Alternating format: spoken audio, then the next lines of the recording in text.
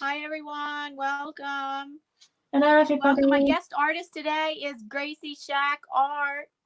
Hello. And who is watercolor painting. We're going to create art together. She is watercolor painting where she lives, and I am mixed media painting where I live. So we're not in the same place painting together. Okay, so. To everyone who's listening on the replay, because no one's in the chat right now. Right, okay, that's fine. Yeah, we've only just started, so. Okay. Yeah, just because anybody that watches the replay, a lot of people watch like at least probably the beginning parts of my replay, so that's why I don't have dead time in the beginning. I start right away.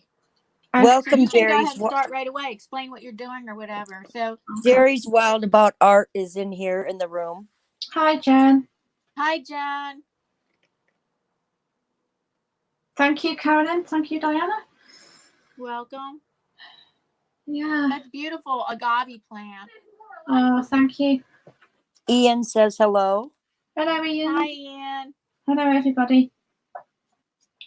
Yeah, I'm sorry about the darkness in the room. It's because I never ever film during the evening, and in England we get dark about 5 p.m. and it's about after 9 o'clock. So it's like it's really dark in here. So that's just one of those.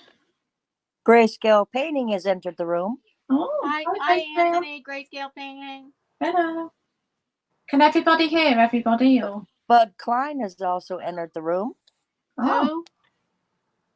Bud Klein. Hi, Bud. Hi, Bud. Hello. Sorry. Nice to see you all. Thank you for coming. Yeah, thank you, guys. My guest artist is starting first.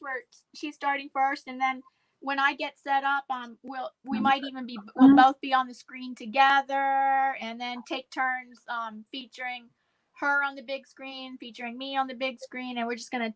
And we have somebody helping us out reading chat today. That's Carolyn from the channel Carolyn to be free. Thank you, Carolyn. You're welcome, Diana and Gracie. Thank you. And she's a great art lover. Carolyn, wow. Art of the day. She does art of the day on her channel. I love those videos. Yeah.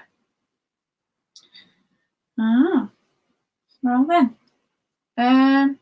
Are we gonna read the chat, or do you want me to start? Or yeah, go ahead and start. Okay then, cool. Well, I did this earlier. I'm gonna add a few more details. This is just like an example. It's an agave plant, and I believe it's a succulent. I don't know if anyone can confirm that because I haven't got a clue. So as you can see, I've got some really interesting kind of. This is wet on wet, which is where you wet the area with water, and you drop your paint in, and then it kind of fuzzes out. I don't know if you guys can actually see that bit there. Yeah, holding it up to the camera is good. That we can see that better. Can you guys see that? That's better. Yeah, that's better like that. Oh, yeah, I see it fine. Yeah, I don't know what they actually call the markings on the plant, but that's the kind of what is it, texture that they have, and because it's on cold press paper, and all that means is that it's bumpy. It's got a bit of tooth to it. So that's really good choice for anything where you need like that kind of effect. Or if you're painting the ocean, cold press would be perfect surface to paint on. So that's why I went for that. And this is my favourite paper. It's Arches. That comes in a big block. That's the biggest one I think they do.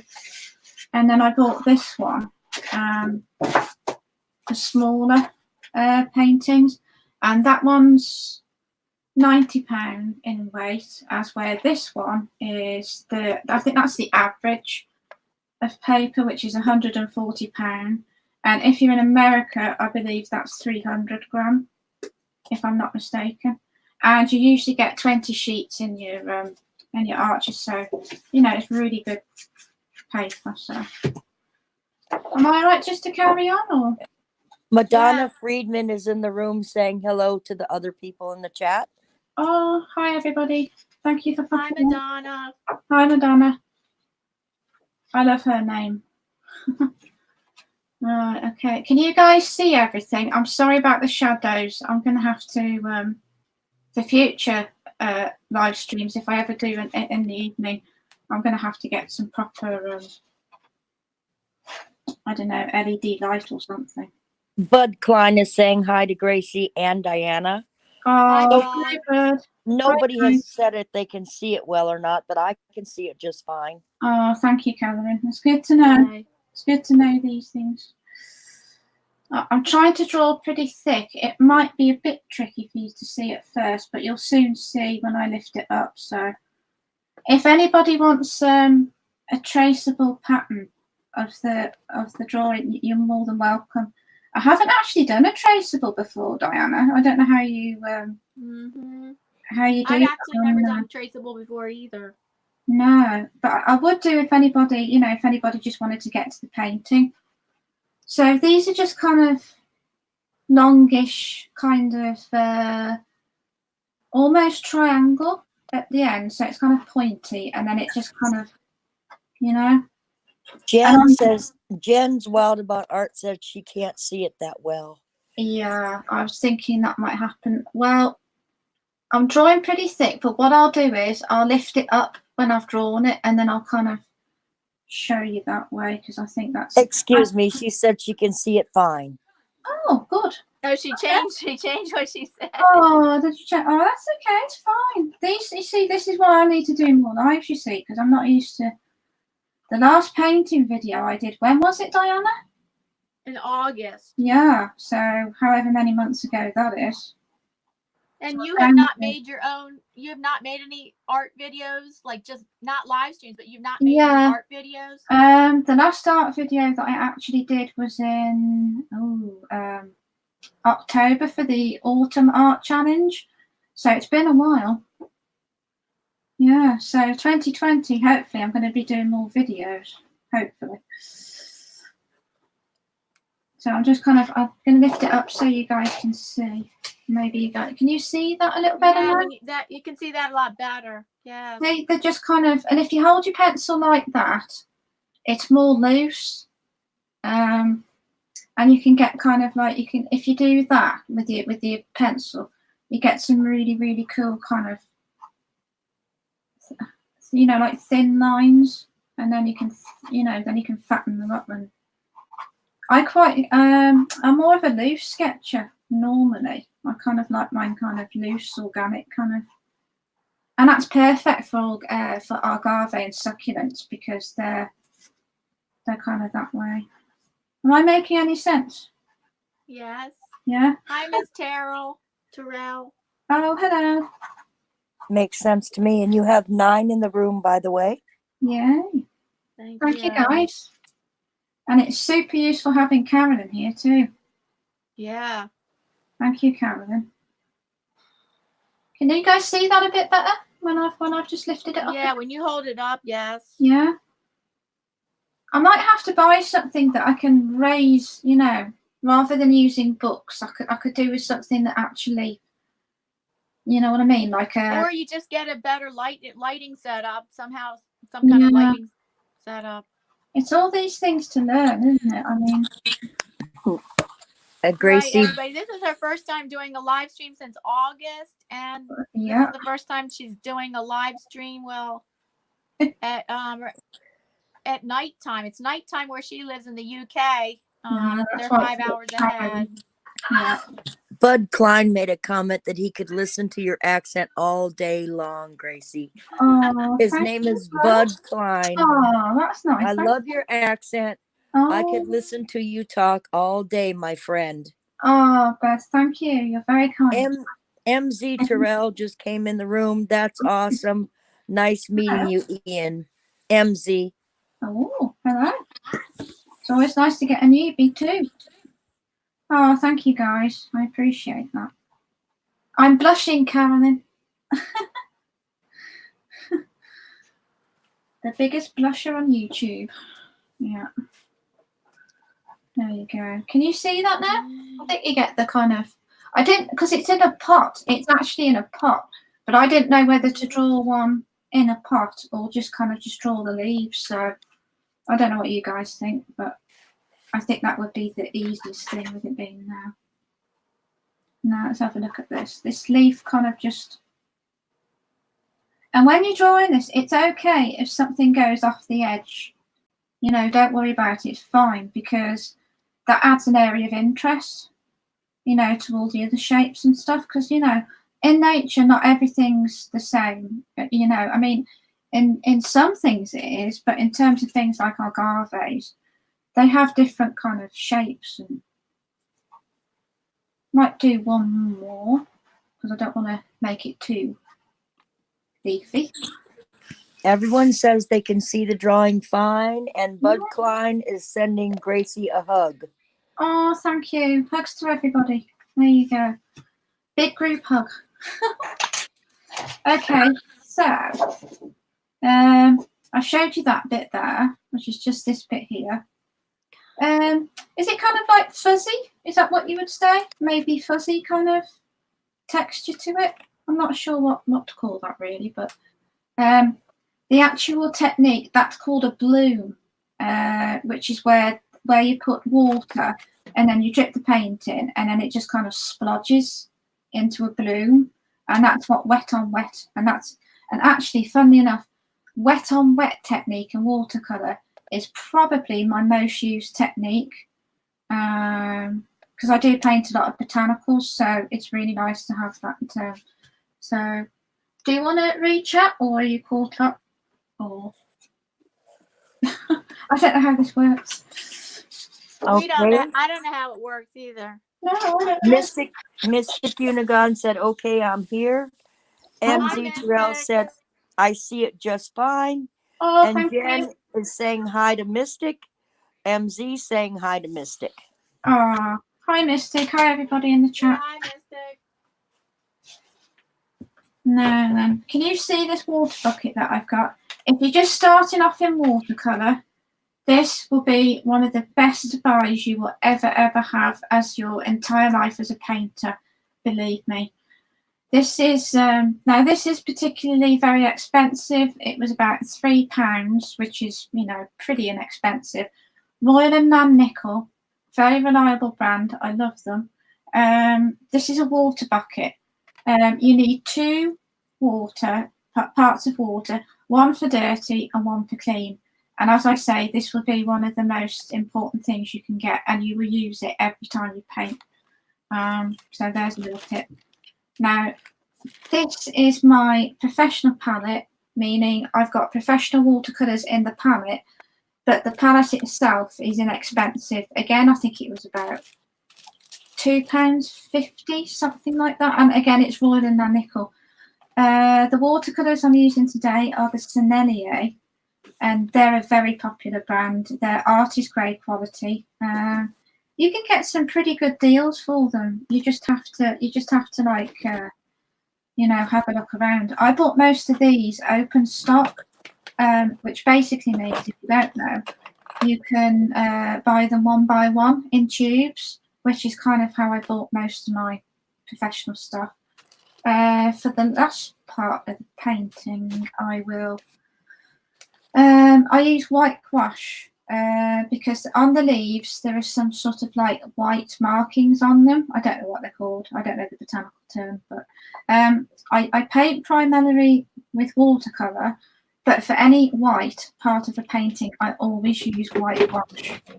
Now, the main reason why I use white gouache instead of regular white watercolor is because it's more opaque. You can see it more. And with it being gouache, it's going to be a lot thicker than watercolour. It's going to be the consistency of, say, acrylics. If I'm making any sense there, I hope I am. I'm just using a couple of greens. I never use too many colours because you need colour harmony. And that's really important, especially if you're a beginner. Because if you use too many colours, then you're going to kind of, you know, look really amateurish. So always try and limit your colours.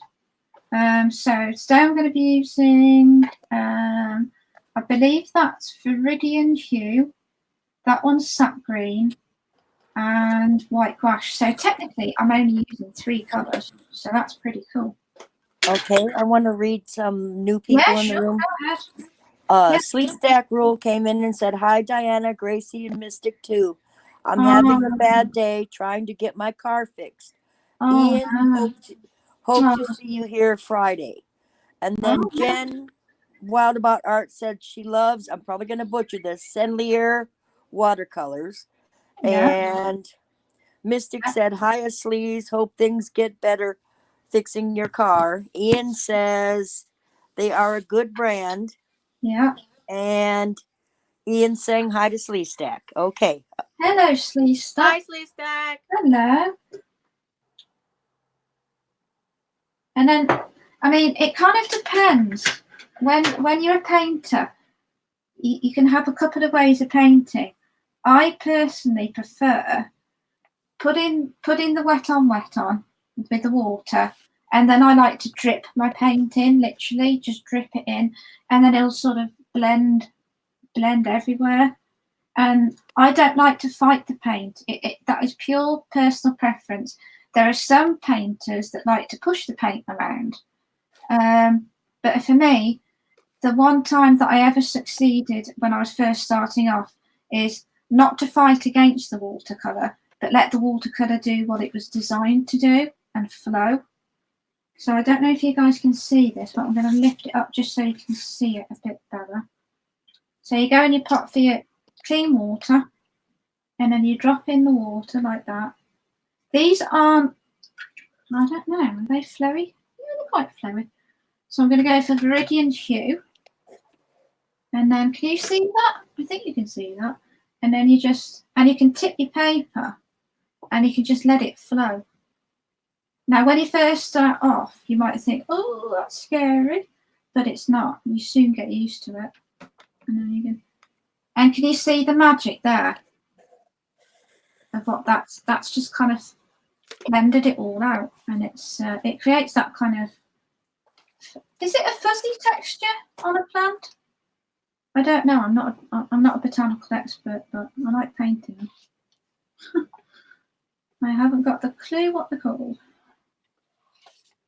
Can you guys see that bloom? That kind of where it's just sort of washing. Oh, I can't speak. I can see it. Jen has to leave. She'll be back in a little bit. That's okay. Thank you for coming. Yeah, thank you for coming. Yeah, I'll get better at this. The more that the more lives that I do, the more comfortable I will be. But it's always going to be a bit funny on your first one. I have to step away. I have to get water That's okay. for my brushes. I have Carolyn for company. I'm good. How are you, Carolyn? I'm doing okay. Good. I'm new at this too, Gracie, so we're all doing this together as a team here. Exactly. I had a really good day. I went to a hospital for an appointment to see my gynecologist. I tell you. And it's good news. I might not need surgery. Well, that's good. Which is awesome. He's put me on some newer treatment. I have to come off the old treatment, which was an injection to help the pain, but it hasn't really done much. Now he's put me on some new, new tablets and things, and he seems to think that would actually be better than actually having surgery. So, Very good. Yeah. I too had a doctor's appointment this morning at 9 o'clock. You do? I went by the post office and mailed Iron Dog his hot dog. Got that done. And I got back home. My granddaughter wanted to try making crepes. So I had to stop and get her some strawberries and Nutella so she could make crepes for the first time. She really did. I love Nutella. She did an excellent job at making them for her first time. Wow. Really good. Yeah, so that was my day. Nice. Can you see that there now? It just kind of, I think the word's blend. I think it sort of just blends out there. So What do you do if the water slips out of your area you penciled in? Ah, Paint. no. I'm just curious because That's a very good question. So what we do is, this is another thing. You need plenty of kitchen roll. Kitchen roll will be your best friend for life if you're a watercolor artist. What you do is, this is what I do. It's called lifting up. What you do is you sit that. You guys call them paper towels, don't you? We call ours kitchen roll. So what you do is you press against the area that you want to lift up. You keep pressing, and then you lift up, and it takes it away. Look. nice. Yeah, this is like one of the most crucial things that you will learn very, very early on. And once you've got all these little techniques, then you're home and dry. You're, you know, I mean, I can do this pretty much standing on my head blindfolded because I've done it for so long. But you guys will get that way. It's just, And can you see the difference in the posh paper? Because, I mean, please don't get me wrong. I love cheap paper. I love inexpensive paper. Really do. But this stuff, if you can afford it, the way I get this paper is by maybe asking it for Christmas or birthday. And then, then you can get your other family members if they buy, so you get more blocks of it, which is basically what I've done. So, but you can see the results much better by having really, and this is 100% cotton. So that may actually no, tell a lie. It isn't 100% cotton. It's £90. This one is £90. The bigger one is 100% cotton.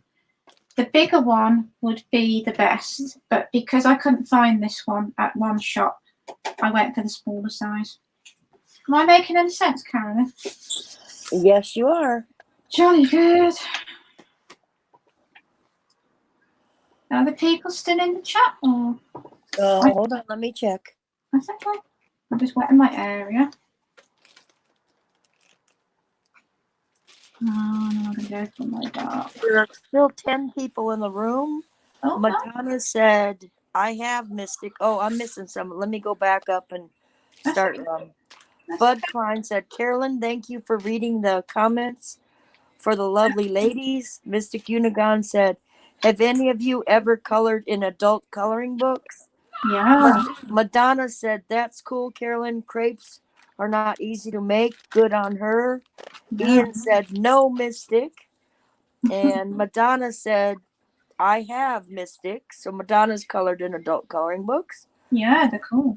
Carolyn's Art Adventure says, good afternoon, everyone. Hello. And Mystic Unigon said, I got a cat and a dog one at Dollar General for $3, and it's so relaxing to do. Wow, that's a good deal. So, how much was it? $3? Yes, $3. Yeah.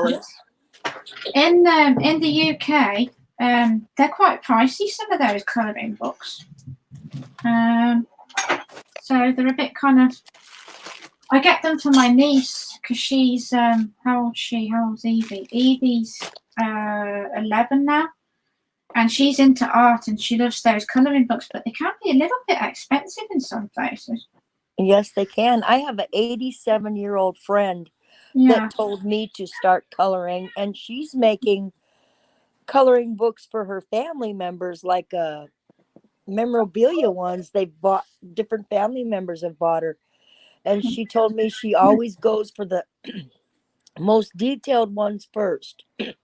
Yeah. And she's really done some amazing, for 87 years old. I'm looking at it going, wow. Yeah. And it teaches you to slow down, and it helps you to relax. Yeah. Right. I And use it with kids. With they're kind of like adult. They're kind of like teenage adult coloring books, and with themes that appeal to children. And I had them coloring them or tracing them and then coloring them, and it's good for calming them down. Yeah. For myself, I actually because I got it with an art grant. So I took a couple copies home, and I have not used them. I have not used them because if it's really intricate, that's really hard with my vision to try to color things that are really intricate, and to spend a lot of time doing that. It's like it hurts my neck and everything, and then it goes. So, yeah. So kitchen roll, that's your best friend when you're painting, especially Madonna said that's where she got hers too, was at the Dollar General. They have a big selection and fun stuff. Ian says hello to me. Mystic said, yeah, some can be pricey. And Skeeter says, how feng shui. Feng shui. And Mystic Unigon says, a few pages in mine are not as detailed, so I'll let my daughter do those. And Skeeter says, Ian says hi to Skeeter, and that's the end of that. Thank you. Now then, here's a really, really cool technique that I've used quite a few times. Just get your regular table salt from your kitchen, just regular table salt, but it has to be wet before you put the table salt in. Now I'll tell you why I'm going to do this. It just adds a bit of extra texture to those leaves. So you just get a few, you don't have to go crazy with them, and you just gently drop them in. I think these actually, I think this might be what we call rock salt, which is like slightly bigger than table salt. We call that rock salt too. If it's bigger than I did not know that. Oh, okay. So you can just kind of like sit it in, and then after a few minutes, it'll just kind of, just add that nice little texture. If you need more texture, you don't have to do it, but it's nice to learn something new. So, can you see that? Yeah, you can, can't you? That looks a bit funny now. Now it looks like a green octopus. But Mystic says she loves the rock salt technique. Oh, I do. I love it. It's one of my favourites. I do like doing that. It's a neat little trick. It's all these little tricks. And once you know how to do these little tricks, you'll use them probably. I found that if you didn't do it overnight, the results weren't as good. So maybe I was doing it wrong, but I found better results if you let it sit overnight. Yeah, I probably would need to do that as well. But Bud Klein says he's enjoying. Yep. Thank you, guys. I'm sorry about the dark in here. Bud Klein is just enjoying listening to Gracie. Oh, thank you, Bud. Thank you. That's very kind of you. Thank you. Nice. I do appreciate that. I do. So that's going to be sap green, this guy here. And that one was Viridian Hue. All of these are either Sommelier or Holbein or Winsor & Newton Professional is this one. That green, that Viridian Hue there. Just in case you were wondering. So I'm just going to wet my area. Wet on wet. I was thinking you should finish that painting, and then I'll do mine, and then we can finish with your second painting. Sure. Yeah. Okay. Because I only have one, and I don't get. Yeah, that's fine if you have two. You finish this one, I'll do mine, and then. Sure. And then you do your bird. No, not bird. Lemon, right? Yeah. Well, I was going to do a bird, but it was a disaster. So it went in the bin. It was terrible. I think we all have paintings like that at some point. Yep. Yeah. I need to do more art this year. I really let my art slip last year, and I'm a very bad person for doing that. So that's why I'm trying to get back into it again and do more. My therapist got me $50 worth of art supplies. And the book is at her office. It's 50 pages of Diana suggested. Mixed media paper.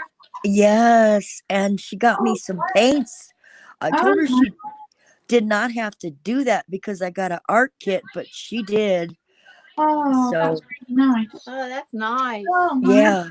I'm looking forward to it. I bet. That's kind. Oh. Now, can you see how it's flowing there now? Oh man, now I can hear the volume better. It was my phone. Since my phone is my microphone, it's also how I'm hearing this. I'm really a slow learner here. I've got no idea. I just get by on YouTube. I really don't know what I'm doing half the time. Oh boy.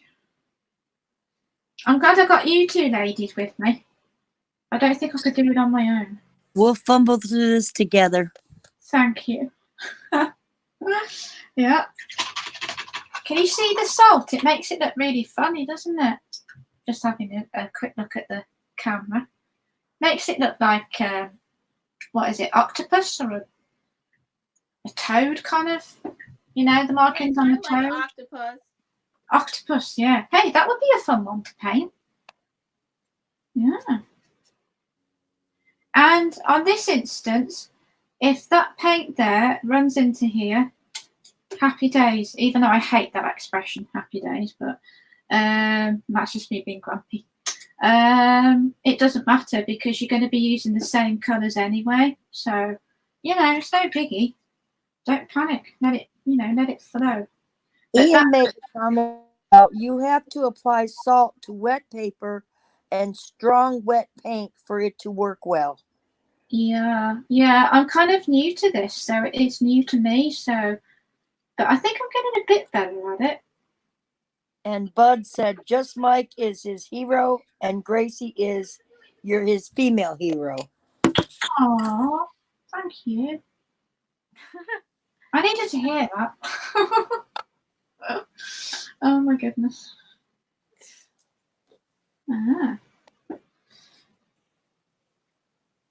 Has anybody heard from Ron lately? He's been kind of quiet for him. No, I haven't. No, me neither. From who, Gracie? Ron. Ron Wizard. He's been plowing. Snow, lake effect snow has hit Lake Erie. I understand Cleveland area where he's at.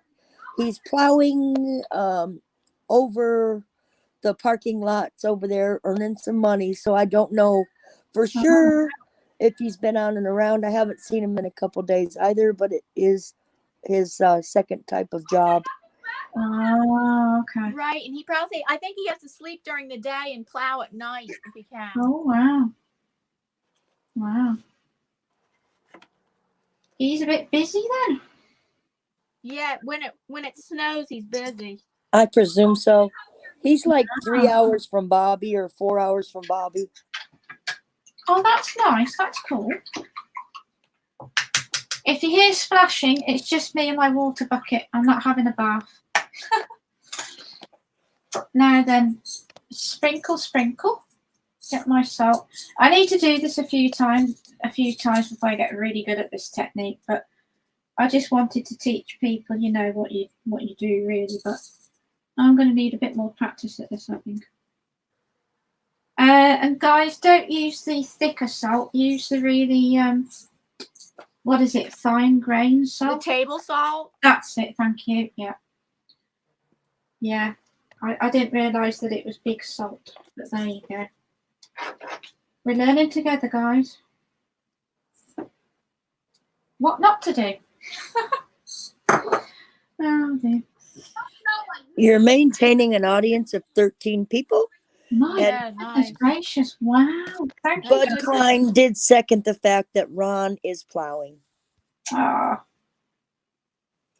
Yeah, that's hard. I bet that's really, really hard. You know, it's hard work, that, isn't it? My goodness. I live near a lot of farms. So I've kind of learnt a few things from a few people. Yeah. My ex-boyfriend was a farmer.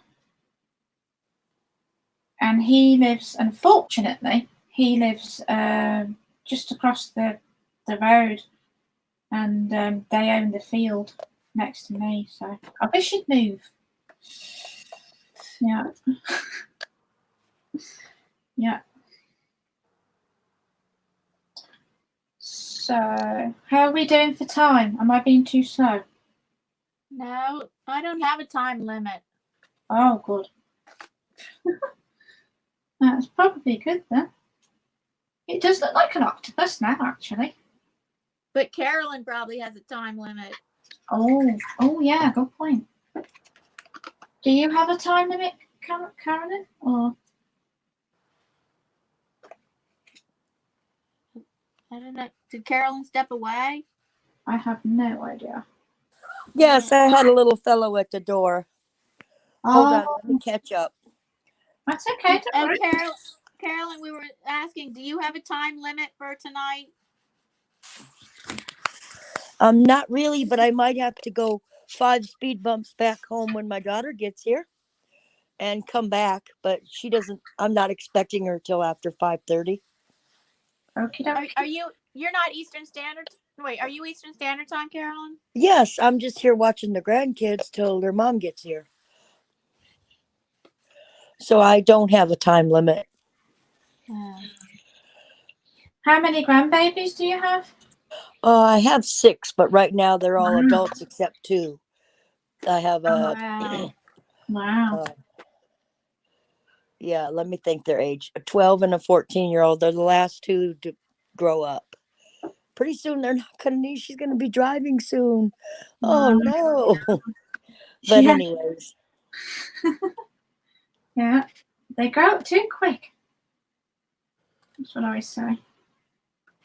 My little niece took her very first entrance exam for the new school, and it's like she didn't seem 5 minutes ago when she was, knee high. I'm like, oh my goodness, makes me feel old. I don't know whether I should take these off yet. Can you ask Ian in the chat how long do you leave the salt on for? Because this is totally new technique to me, so. If Ian's there, I don't know. Gracie, you can ask him. He can hear you, and I could just read what he says. Oh, okay. Hello, Mr. Jackson. How long would you say to leave the salt on your painting for, please?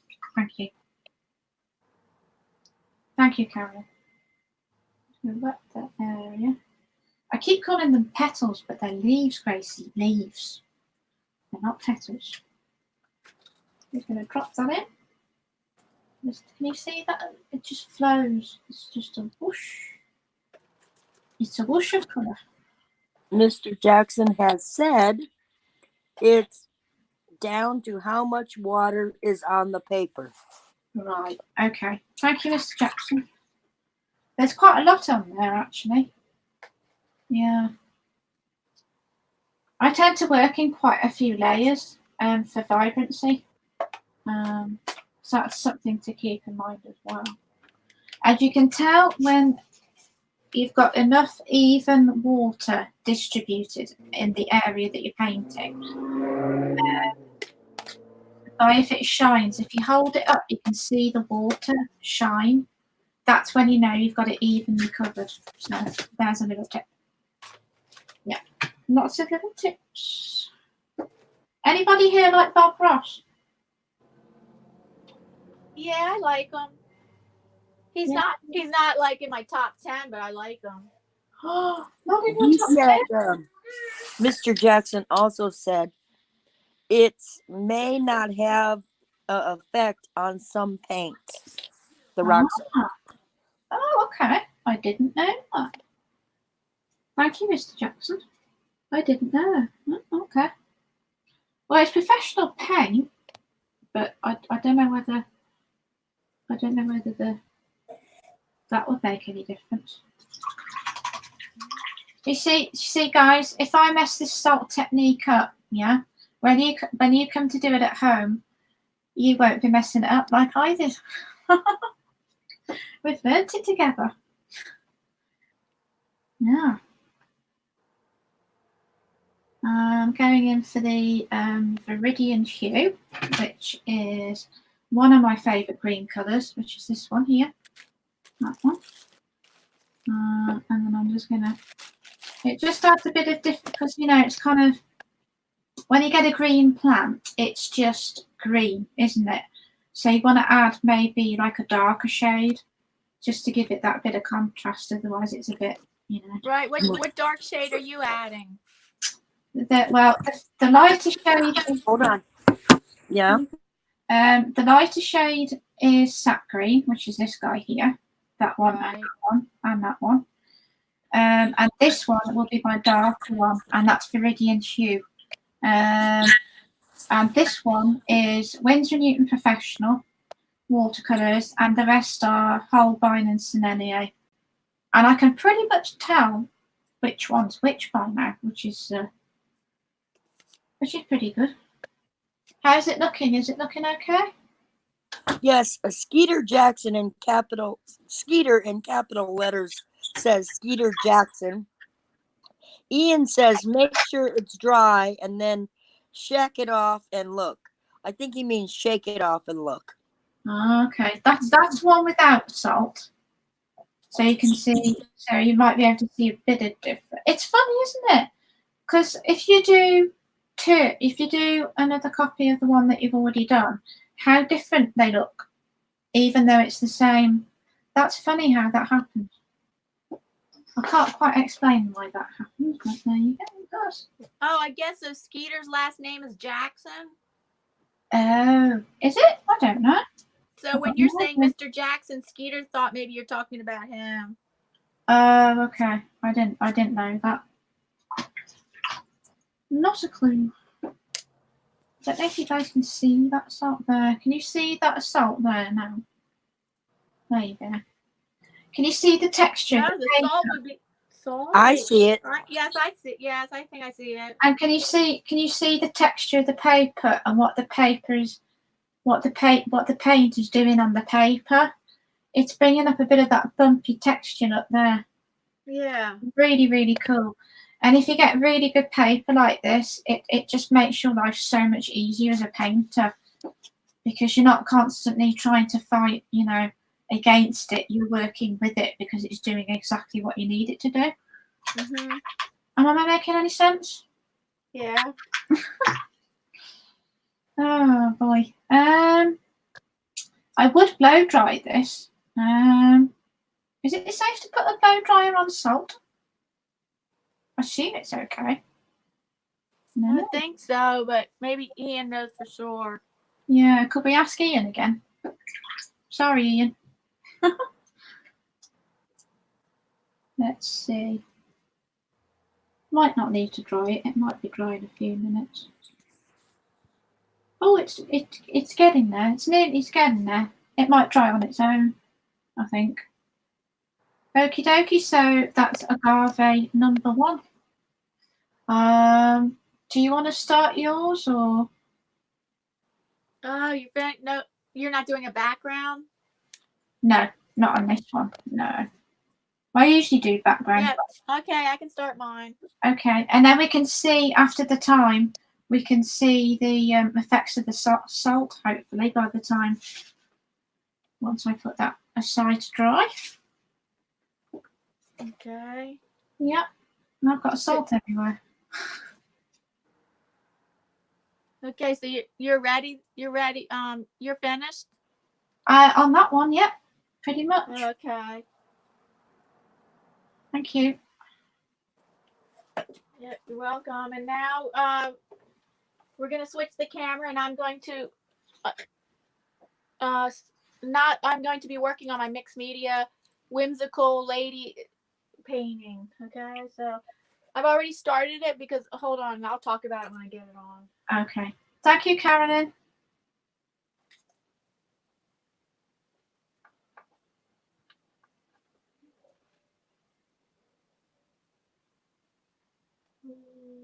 Are we still there? I don't know if Carolyn's still there. I'm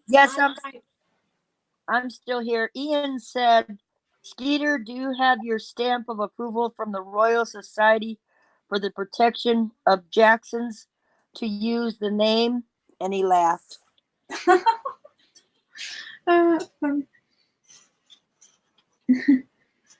Yeah. So it's a whimsical butterfly lady.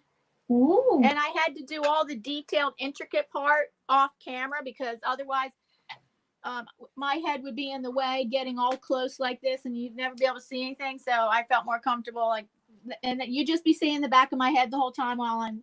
Oh wow, Diana, that's cool. Thanks. I love that. You see, I can't paint people just yet. I struggle with people. You can learn. I'm trying to learn to draw and paint them better. All this year that's my focus all year long is women's faces. Yeah. So okay, and now that was permanent marker that I drew the butterfly. Traced, everything was done with pencil first. I traced over the butterfly with a permanent marker. I've already done a little bit of her eyes, and this is with soft. I'm going to do the rest of her skin with soft chalk pastels. I did her mouth with a little bit of red Tombow water soluble marker and colored pencil and white oil pastel. They look real. The lips look real. Thanks. Yeah, I thought those lips turned out pretty good. And wow. I've been doing. So now I have 2 colors for the skin, and also let's see, I'm going to do shading for the nose. Is that hot press paper? Oh, well, yes, it's smooth, but and mixed media paper, they don't qualify it by cold press or hot press. This is mixed media paper. It's mixed media paper, and it's smooth. Wow, I love that.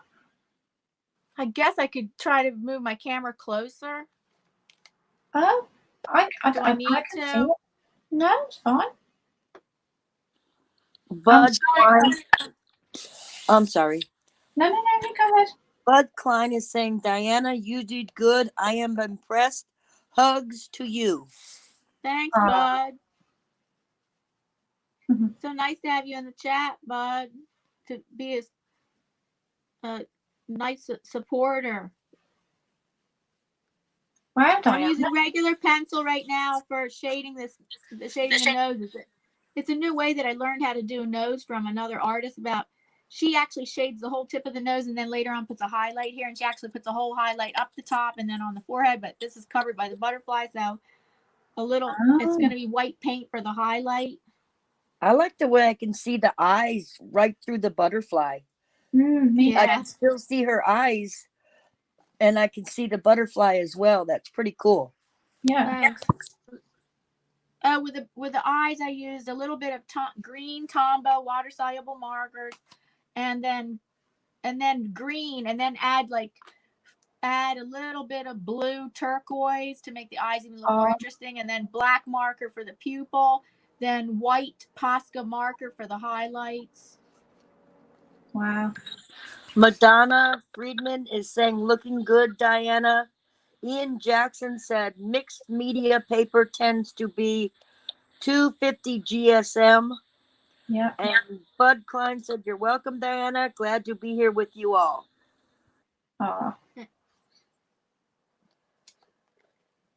Now, here, those 2 lines under her nose, I'm not sure if they're straight. Now I'm going to try it again. Those eyes are so realistic. Thanks. Wow. Turquoise happens to be my favorite color. Yeah, I don't want her eyes to look like normal eyes. So green with turquoise, I thought it looks. Yeah. A bit like green with turquoise blue. Like husky eyes, husky type. I guess it could be. Yeah. Well, they have like ice blue eyes, don't they? Yeah. Yeah. Okay. Well, that's gonna be covered over some. I'm gonna do skin. I either use flesh colored paint, but in this particular case, I'm going to use because it would be too hard to go the flesh colored paint through the butterfly, and I hadn't done the flesh colored paint ahead of time. That would have been another way. It's just another way I do skin is with a soft chalk pastels, or I use acrylic paint. In this case, I'm going to use soft chalk pastels. Sorry, Carolyn, you go ahead. Sneeze Stack Rule says, I eat rock salt. And then he said, sorry, he's behind. Oh, that's okay. That's so funny. He's behind? He's behind on watching the show, evidently, because he's still on the rock salt. He said he's having a hard day today. Yeah, but he says he eats rock salt.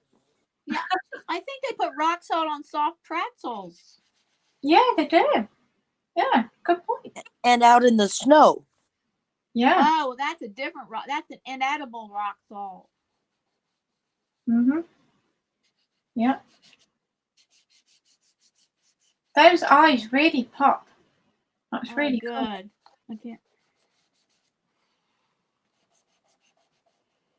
Yeah, I'm slowly getting back into art, Diana. I've let my art slip a little bit last year, so I'm hoping to get back into the. Where, like at the end of the year? When did you start doing last art?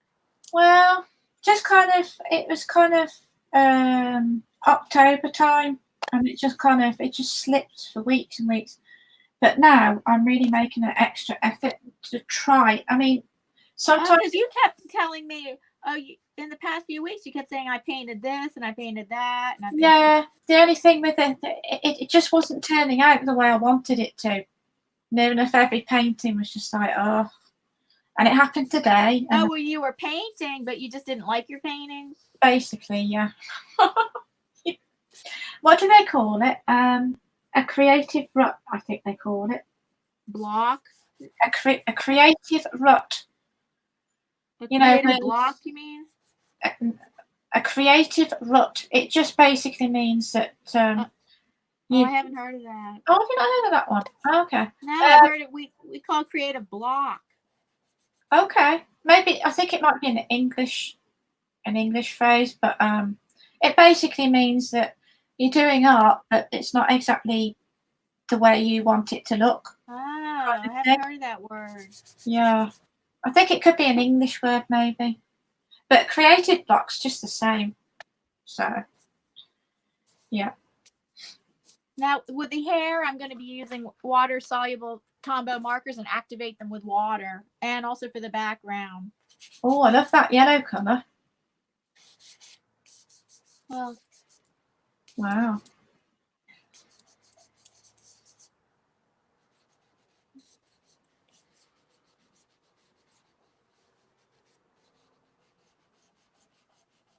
maybe it wasn't. I wonder if it was. I thought it was maybe the closest it was to a flesh tone, but maybe I'm wrong. But still, I can still pass for a flesh tone anyway. So, Do they do flesh tone pastels now, or? well, they probably do. They have flesh tone markers, skin tone. So skin tone markers. Crayola comes out with them. Skin tone markers, skin tone colored pencils, skin tone paints, skin tone, and they come in all different skin tones. Yeah. I thought so. I had to put a pizza in the oven for the little one. Let me catch up on chat. Hold on. Okay. He eats rock salt. Ian Jackson said, I listen to rock and it makes me salty. Oh, God. Bud Klein said, laughing out loud, Ian. And then Ian says, I guess I should call him Mr. Jackson, says, I have done very little artwork over the last 6 months. I only did 2 paintings a day. Oh, wow. Come on.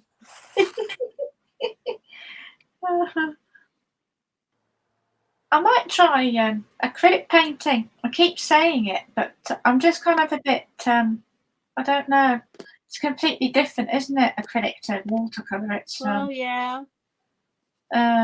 A lot of people find watercolor too difficult, and then that's how they get into acrylic or oil or that kind of or pastels. Right. Mixed media. Or pan pastels. Instead of these soft chalk pastel sticks, these people that really love soft chalk pastels, they get pan pastels, which is powdered. It's just powder, and then they use a paintbrush, but all dry. Yeah, they're pretty cool. And you can use those like makeup things to pick up the, the powder from the, what are they called? Pan pastel. P-A-N. Pan pastels. Yeah, you can use those like makeup sponge things to. That's what they remind me of. They remind me of makeup. Yeah. I don't mind pastel. I quite like pastels. Which one? Oil pastels or soft pastels? more experience of soft pastels. Yeah, you mean like the chalk? Like me? Yeah, Like, like what is it, chalk pastels? Yeah.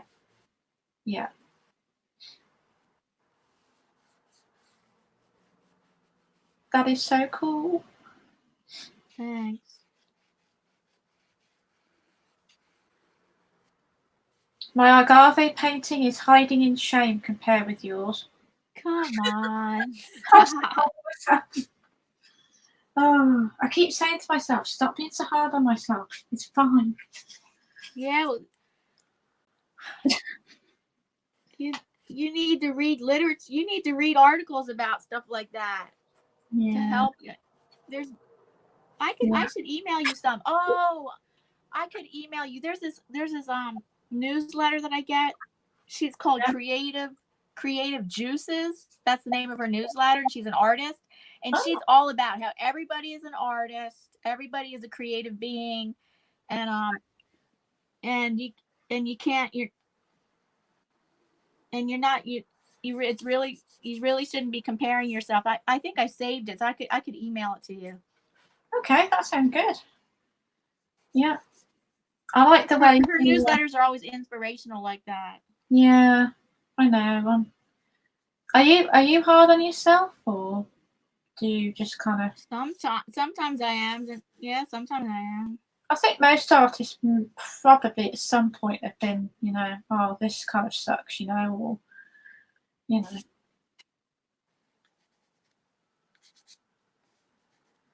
I love that. Especially if I compare myself to other artists, like, oh, come on. True. Don't even go there. Yeah. Don't even go there about like comparing yourself to artists that are like super successful and famous. Yeah. Very true. Ian says pan pastels are art tools for Nordic goat creatures. Hear that? Nordic goat creatures. Nordic goat creatures. Look at how cool this paint, what you're drawing, is coming to life. It is. Thank you. With the color and the lips. Yeah. I love that. Are you going to put some hair on her, or is she going to stay? Yes, and her hair is going to be done with water-soluble Tombow markers, and I'm going to activate them with water in the background too. I was just curious. Yeah, the whole thing's not. I'll tell you one thing, Diana. That lady of yours, she doesn't need Botox. She's got. I know. Isn't that the thing that a lot of people always paint young? If they're going to draw women, they always draw women that are young. Yeah. It's like a thing that you see a lot of artists do. Not a wrinkle in sight. Yeah. Young, what? What did Carolyn say? I said not a wrinkle in sight. Yeah. I know. Well, no, the wrinkles are covered by the butterfly wings. Ah, there you go. Because guess what? I'm giving her gray hair. Yay. I like gray hair. Dark black. Well, it's black and it's going to be grayish black hair. Oh, nice. You could do it blue. See, that's also a trend. A lot of young girls, for a while there, a lot of young girls were liking to dye their hair gray. Yeah. Like and even on them, I didn't think it looked good. And then they throw like a bluish tint or a purple tint to their gray. Yeah.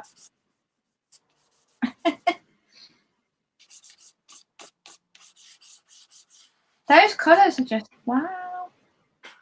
I do like my soft pastels. If I'm going through a bit of a bad time and my paintings don't quite work out, that's when I start to dip into my soft pastels. You do? They blend so easy. I love them. Yeah. Oh, so you have a set? I just have like the Reeves ones, like the kids' student brand. Wow. I got 36 in one pack, and that was about how much was that? That was about £6 or something. So that was pretty inexpensive. I mean, they're not professional pastels, but I mean. Oh, I was thinking of adding a white very white highlight there. And what if, I don't know. That would be nice. Or you could put like a diamond. You could put a diamond there. Or something. I don't know. Have you ever painted a mermaid? A mermaid, yes. Well, let's see. I've done mermaid digital art, and oh yeah, I did actually an 18 by 24 inch, mostly watercolor. It was a little bit of mixed media, mostly watercolor mermaid. Yeah. Oh wow. A watercolor. Oh yeah, she was a rock mermaid. So she was a mermaid with a guitar. Oh. Like around 18 by 24 inches. Well, oh wow, that's very big. That's very big canvas. Yeah, I used that as a teaching example for my kids. By the way, I would like to also say for the 12 people that are listening that Diana does have an Etsy shop. So please be sure to stop by the Etsy shop and browse through her many art objects that she has to offer. Yeah, exactly. and it's right in the button. It's right in my channel banner, the button. Yeah. It's in her button channel banner, wherever that is. I mean, it's on my YouTube channel banner. The button is in the bottom right corner with all the other social media link buttons. Like the about section, or? No, right on the channel banner. Yes, you could go in my about section, but just go right on the channel banner. You know, the sign at the top of everybody's thing, and there's a button there. I've never There's seen a button that will take you right to it. I didn't even know there was a button on the banner. And actually, Nightbot is already putting the link in here. Yeah, I saw that, but I just thought I'd put a personal touch to it. Oh, yeah, thank you. Oh, yeah, I just forgot that there's a link in here that Nightbot puts in. Thanks, Carolyn. That Nightbot sure is busy. Yeah. Yeah, well, I was going to say he's worth his money, but he's free. Mystic said you could use silver. Oh. I'm kind of behind on the chat. Let me cut. Oh, pan pastels. Okay. Ian said my Gan had purple rinse hair. She was a punk rebel. Oh, that's and cool. Ian's telling me the top right corner of your channel, bottom of the banner. I didn't know that. Top right. Okay, yes. Well, of the banner, it's in the bottom. It's the bottom right. On the banner, it's the bottom right. But the banner is in the very top of your the channel, everybody's channel. Well, the white didn't show up that much. Okay, so that's about as much as I'm gonna show. The highlight's gonna show up. So I'm ready for the hair in the background next. Awesome.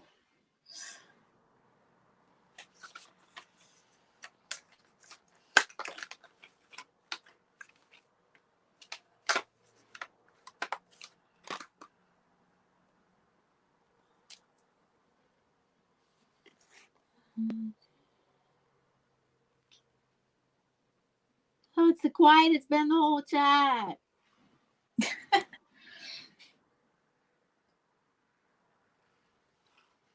Thank you for reading the chat, Carolyn. Yeah. She's got lovely long hair.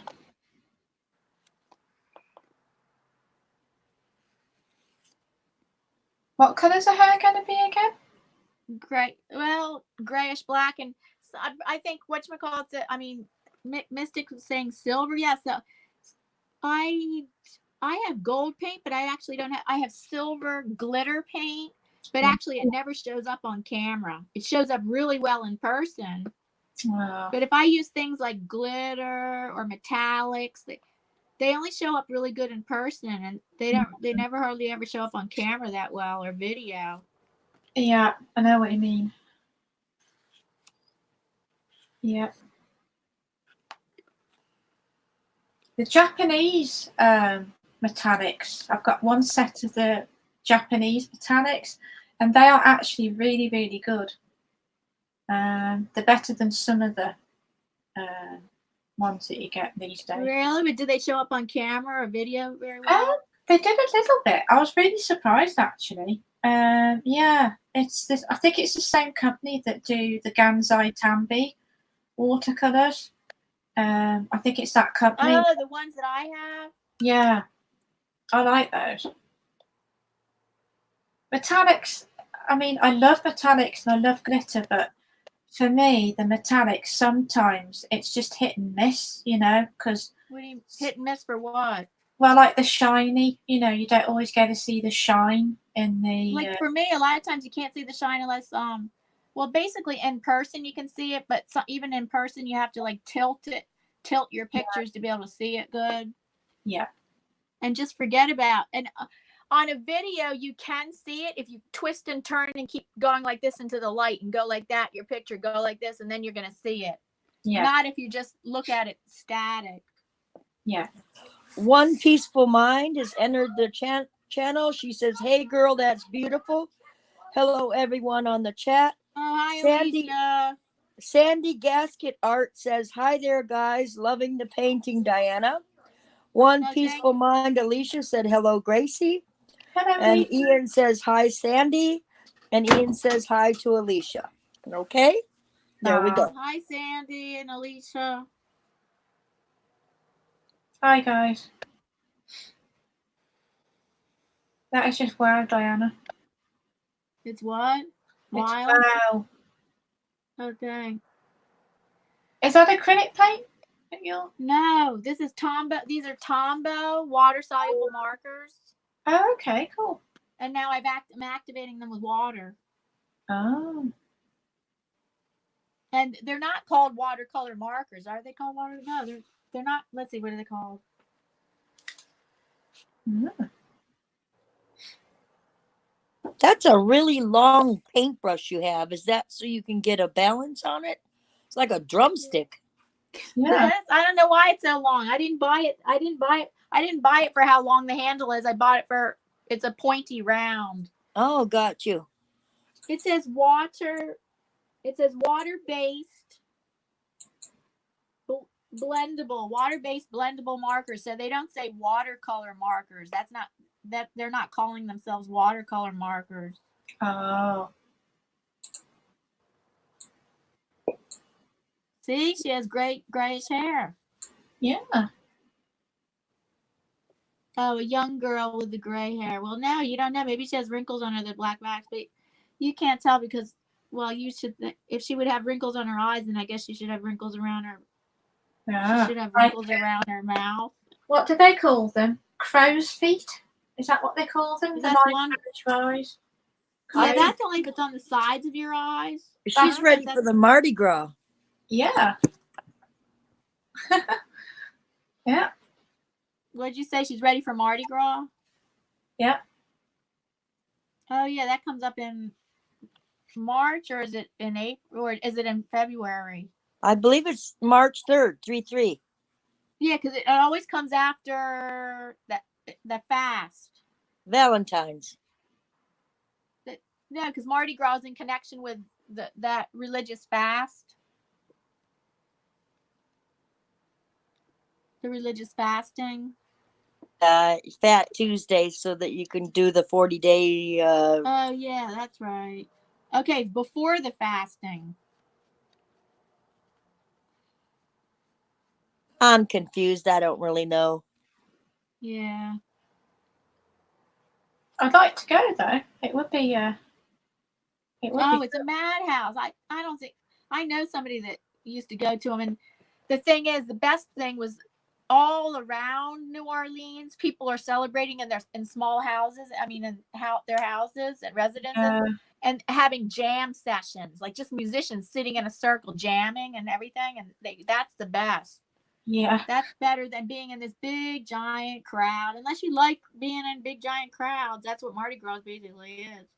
Actually, that's true. I probably wouldn't like that for the crowd thing. I don't really. I mean, I do if I have to, but I'm not really a kind of, I will do it, but I'm just kind of. I haven't been. I used to do it in the past. I haven't done it recently, except same. Yeah, same. Last time I was in big crowds in New York City. New York City's like so.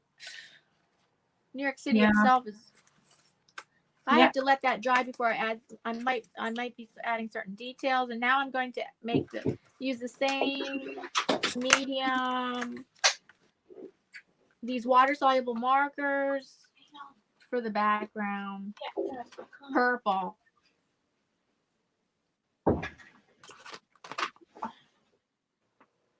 Sorry about that. One Peaceful Mind is letting Ian know she liked the flowers he painted the other day. And Ian said, thank you. I love doing flowers. Who loves doing flowers? Ian. Ian does love doing flowers? Oh, because he said that's a challenge for him, painting flowers. I didn't know that he liked it. Well, he said he loved doing the flowers, so that must be referring to the day he did them. Oh. Wait, how should I do this? And Madonna said Lent. That's what that is all about. The Mardi Gras is for Lent. You give up for 40 days. Lent. So it's before Mardi Gras, right? No, you eat really fatten up so that on the 40-day commitment, you don't till Easter. Oh. Like Ash Wednesday. All right.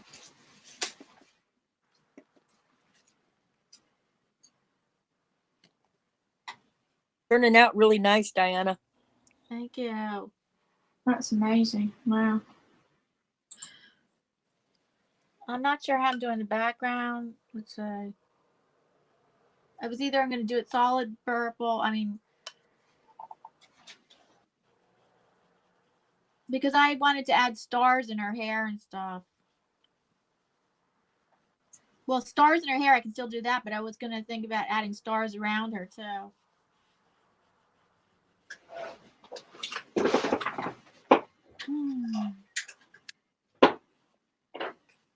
Now, Ian is asking, is that Pancake Day? I have no clue what Pancake Day is.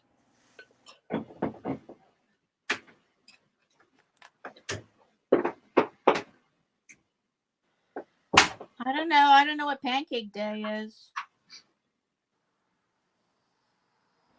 Alicia said, you're welcome, Ian. I always love your paintings, but those flowers were my favorite so far. Hi, guys. Wow.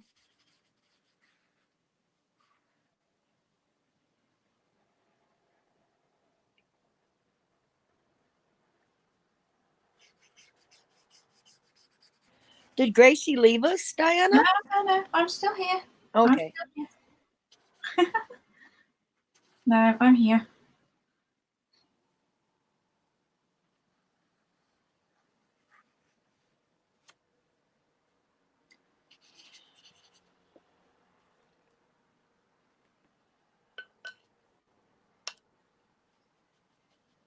By the way, you're holding an audience of 11, 12, 13 this whole time.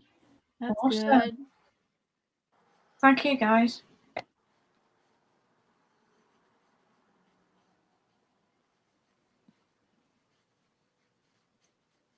Must be all because of Gracie and Carolyn. Because I usually It's your channel. By myself, I usually don't hold people. It drops usually down. I hold it for a while, and then for the most part, it drops down to 8 or 7 or 8. And Alicia said, oh, Diana, your muse was amazing, girl. Thank you, Alicia. Yeah, that's a 36-inch round painting. The biggest painting I've done in a few years. Not the biggest painting I've ever done. I've done a wall mural before, and I've done a painting that was as big as a wall mural, and a couple paintings as big as wall murals, and so they're not my. But I don't have the room to do. I don't have the room to do anything bigger than what I did. Like maybe 24 by 36 if I have to work in a rectangle. The 36-inch round is about as big as I can work for my workspace. So Ian adds to the conversation by saying, I think they got everything they had as food and made something with it to use up everything before Lent. They call that Fat Tuesday, is what I believe. Oh, you mean that's where it originates from? He didn't say that, but he's just. I'll repeat. Think they got everything they had as food, made something with it to use up everything before Lent. Ah, right. That sounds like maybe where it originated from.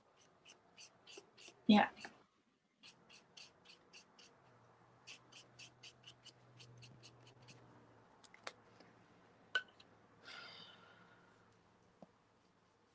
That paper holds water pretty good, doesn't it? Oh yeah, look how thick this paper is. Can you see this? Yeah. I don't know if you can get an idea of how thick it is? Mm-hmm. The paper my therapist got me is very thick as well. It's 50 pages. I don't recall what the name of it is. It must be this. I bet it's mixed media paper. You told me to get mixed media rough, and that's what she got. And it comes in a journal, and it's 50 pages in there. Yeah. Oh. I'll show you the name of it tomorrow when I go back down there. Nice.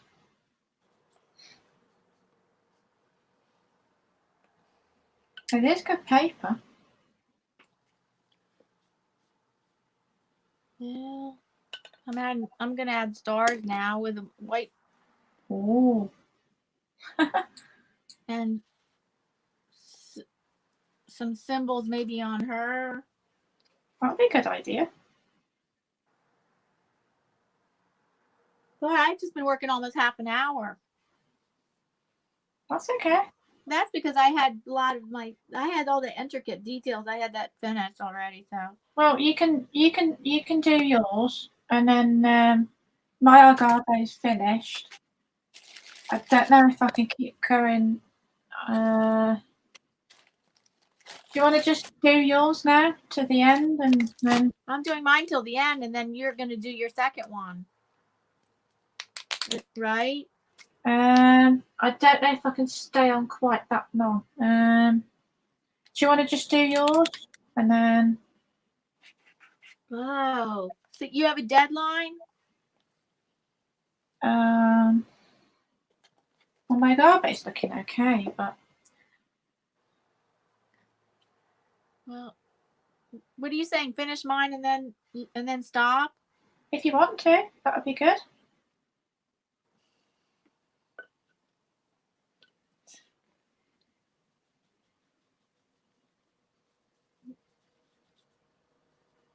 Yeah, if that's what you have to do. Yeah. Is that just water? Or is that just water that you're using to Water with these water soluble markers, right? The water soluble Tombow. Right. Gotcha. Diana, Ian said he can come on if you'd like. He can? That's what he said. Hello, Ian. Oh. Hi, Ian. Ah, okay, Ian. Ooh, she's got stars.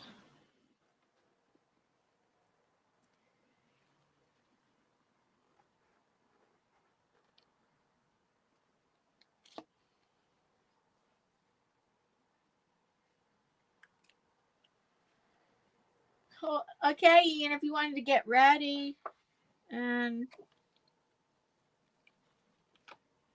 Do you want me to send in the link whilst you're? think what I did. I'm picking what I did yesterday. How I did the stars.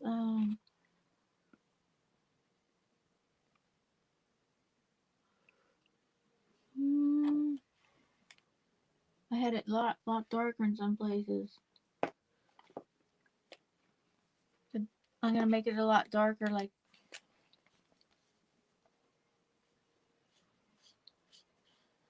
Oops, is that purple? I think that's purple. That was purple. I think. Oh, I put black away.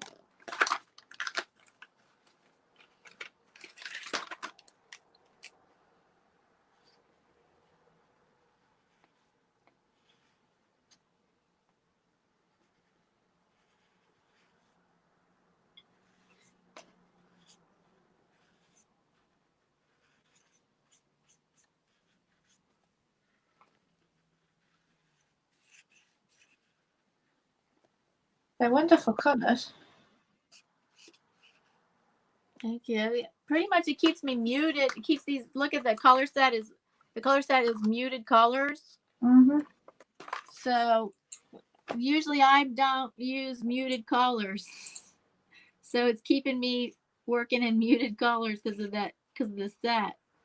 Mm-hmm. Which when I bought it, I really didn't know it was going to be muted colors. And that's probably good for me because otherwise I kind of go crazy with color.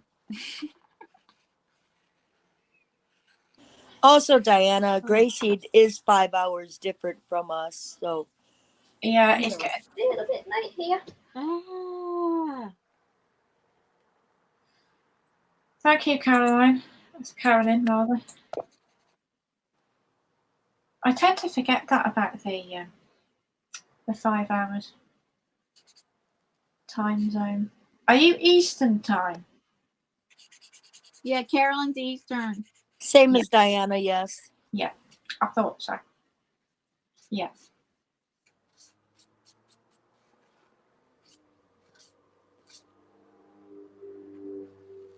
Is the white marker an acrylic marker pen or? Oh yes, yes. I'm pretty sure, or either that it's a permanent white marker.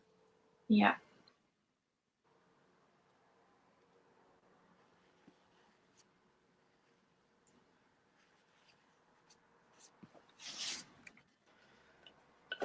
Alicia wants to know if you got monetized. No, I've been 3 weeks. It's been 3 weeks now, and that I'm still under review. And now I just heard from somebody on some chat that you cannot. Now YouTube didn't tell me this, but you cannot. You're not supposed to have any private videos of Yes, your own. Like that's exactly right. My friend told another person they listed all of them instead of being unlisted, and 3 days later they were monetized. okay, so Mrs. Green Thumb told Linda's House of Chill that. Linda's I House gotta of Chill. check. I mean, I have videos. It's okay to have like saved videos from other channels. Like I have saved videos from other channels. That's okay. You Told can't have. My Cry for Help to do the same thing. They both did it, and within 3 days later, they were both monetized. So that's what's holding things up. I got to go through and see which if I got some private videos. I can't recall that I do, but I probably don't do. Quote me on that, but both of them did it, and then, like I said, within 3 to 5 days, they were both monetized. And the My Cry for Help had waited 9 months. Kept saying he's under review, under review, under review. For 9 months? Yes, and he had plenty of hours in, plenty of videos. It's just he had so many of them privatized. And when he unprivatized them, videos, I only have like a few. I only hardly have any. I probably have 1 or 2 or 3 or something. Well, he's been on the internet for quite a long time. So yeah, and he got the helpful tip from Linda's House of Chill because Mrs. Green Thumb gave her the tip, and it seemed to have worked. Now with the new guidelines and the new rules, I don't know. So don't, I don't know. Well, take it with a grain of salt. Well, anyway, just to be safe on the safe side, that's what I'm gonna do. Check to see about what all my what if I have any private videos, which I don't recall that I did, but I gotta check.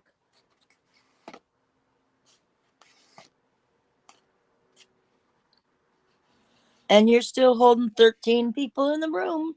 Wow. Hey, that's really cool. Yeah, that's pretty awesome. Thank you, guys.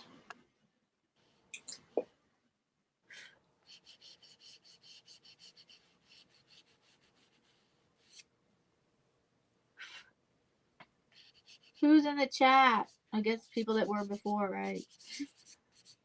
Well, so far the only ones that have said anything was earlier Mystic Unigon, but Ian and Peaceful Mind Alicia have been the ones lately that have been chatting.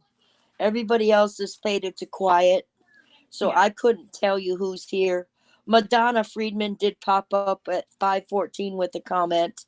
Yeah. So I don't know.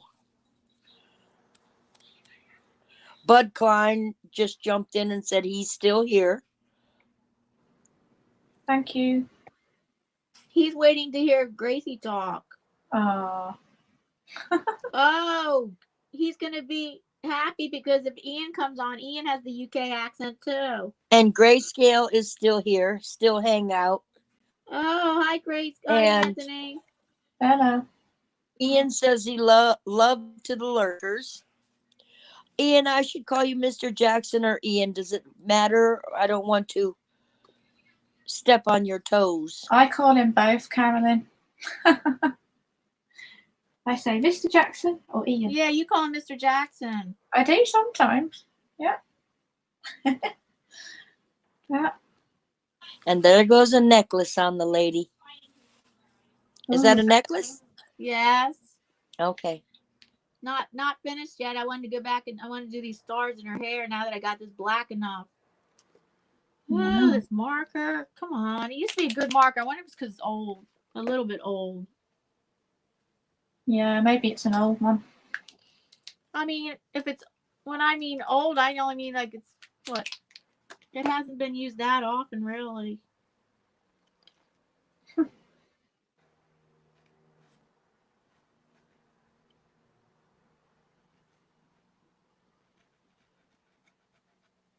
She kind of reminds me of a very young Cher or Angelina Jolie, something like that. Maybe. Yeah. Who else is there? Yeah.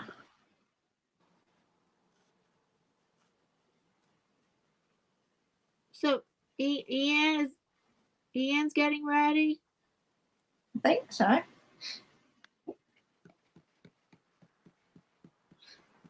It's getting past my bedtime here. And I think Ian's a Good night night, owl. Gracie. To quote George Burns.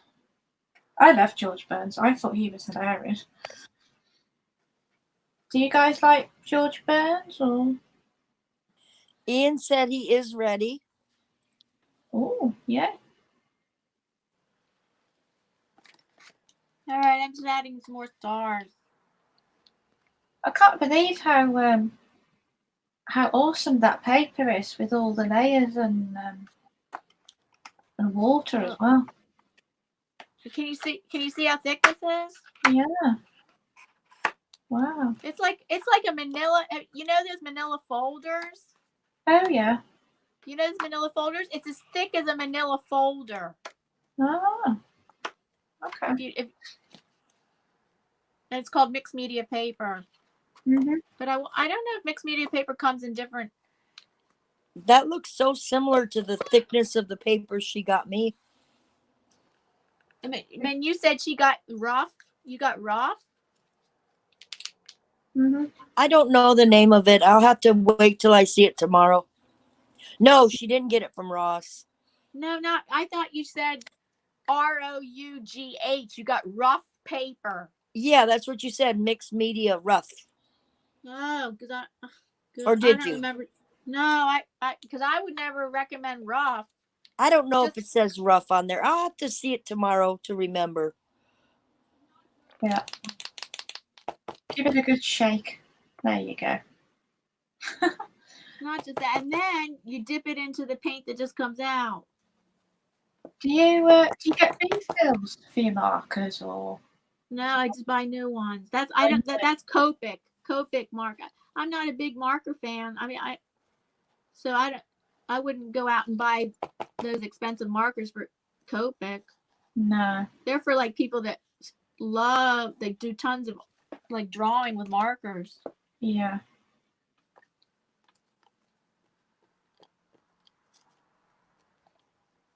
Love those sparkles.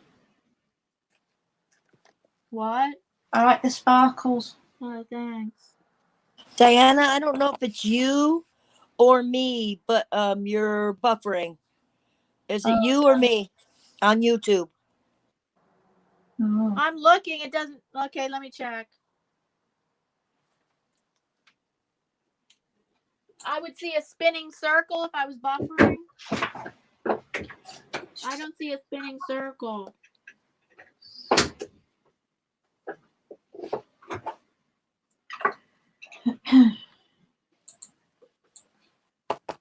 Diana, I'm going to have to go. I've got to go and help my folks out. So, but thank you very much. Thanks, Gracie. Thanks for coming by. Thanks for being a guest today. Thank you very much for having me.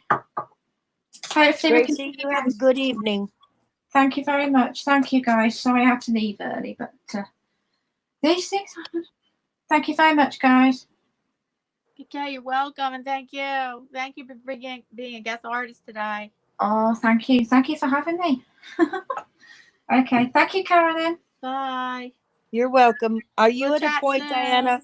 Are you at a point where you can give Ian the link? What? Okay. Bye, everybody in the chat. Bye, everybody on panel. Thank you very much. Bye. Bye-bye. So, let's see. Yeah. Hold on. Yeah. Give Ian the link, and then what? Let's see. I can still work on my. I want to add stars in the sky and stuff, and then maybe Ian and I can just both be on the screen just for the beginning, and then I'll be done like maybe in about 5 or 10 minutes or something. Maybe at first, maybe both of us be on the screen, or maybe not. I don't know. Or okay, so Okay, you have a person named Paul's Blind Soup for the Soul. Oh, hi, Paul. Mardi Gras is believed to have arrived in North America on March 3rd, 1699, when the French-Canadian explorer Pierre La Moyne de Iberville. I probably mutilated that. And then, hi, Paul. Carolyn, oh, wow, girl, that's awesome. Thank you so much for doing that for Diana. Carolyn, to be free, as Bobby would say. And Ian Jackson said, you finish off, D. All right, just gonna be about five more minutes.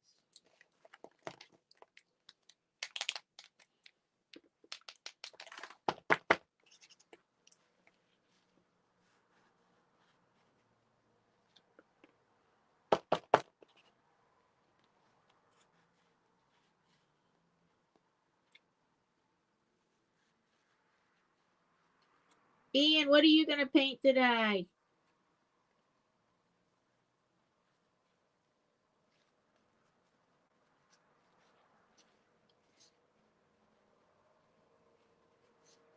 Ian says, I bet Paul knows what Pancake Day is.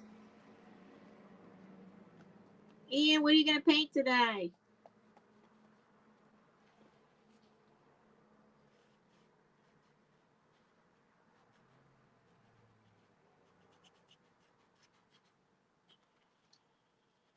He's going to paint a squirrel. Oh yeah, I remember him saying something like that.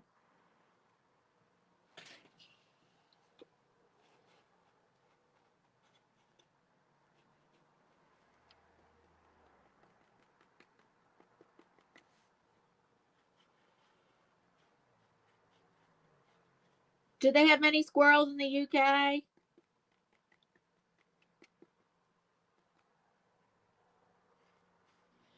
We have tons of squirrels here. Different kinds, different sizes, different regions. Madonna Friedman said goodnight, Gracie. I used to think Madonna was from the UK. I found out recently she's from Missouri.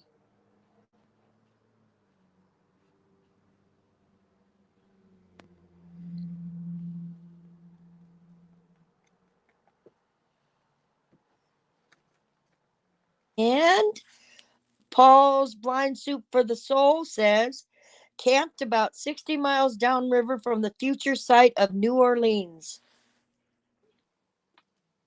The future site? Yes, that's what it says. I wonder what Camped the future... about 60 miles downriver From the future site of New Orleans. Oh. What is that recently, Paul? You just Could be from the rebuilding when they took that heavy hit and they rebuilt facility or something.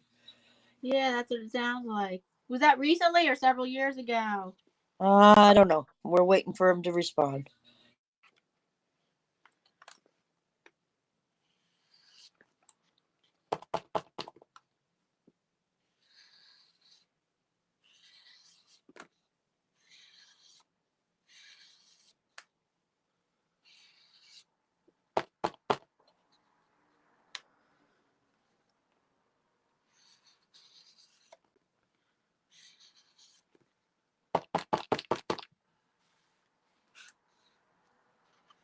Come in.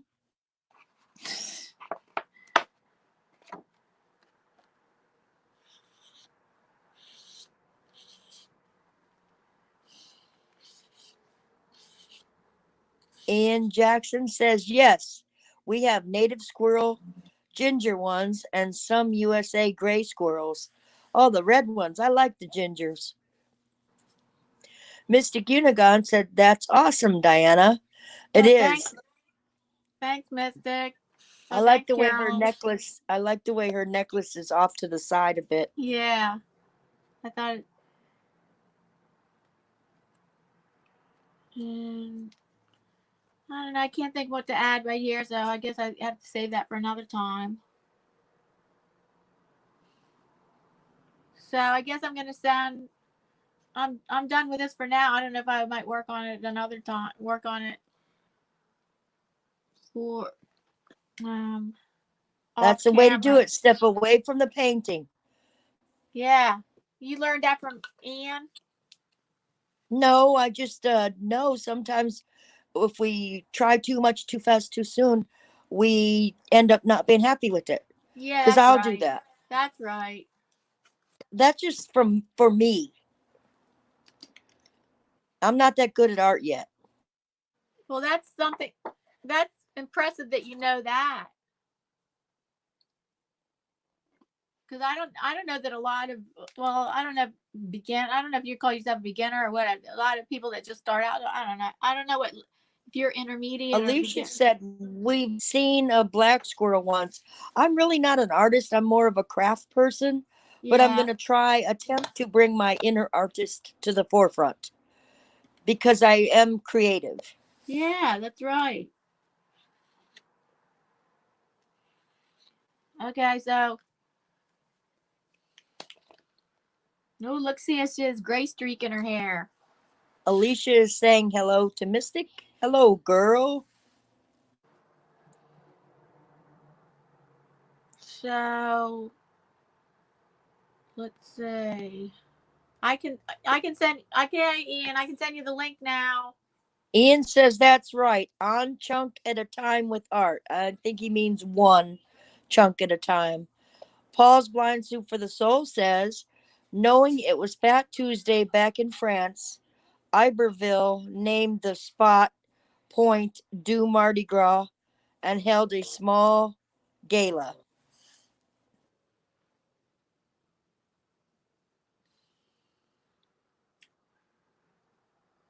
Then Mystic again goes, hey, Alicia. See, she has a gray streak in her hair, a white streak right here.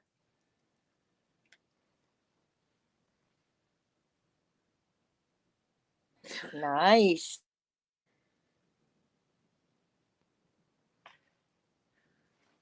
All right, so that's her lightning. Oh yeah, like that Frankenstein lady. Put a lightning bolt in there, but no. I'm not familiar with that. Oh yeah, this Frankenstein lady. She's not new. She's actually she's a vintage person, vintage character. I think she comes from she's Bride of Frankenstein. That's who it is. And then Paul wants me to piece his comments together because has been giving us tidbits about how the Mardi Gras got started. you know, back in the day, why it came to be.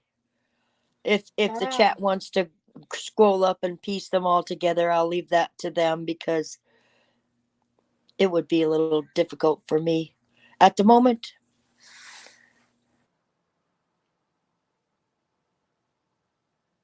Okay, so all right, so I'm ready to send. Okay, Ian, I'm ready to send you the link.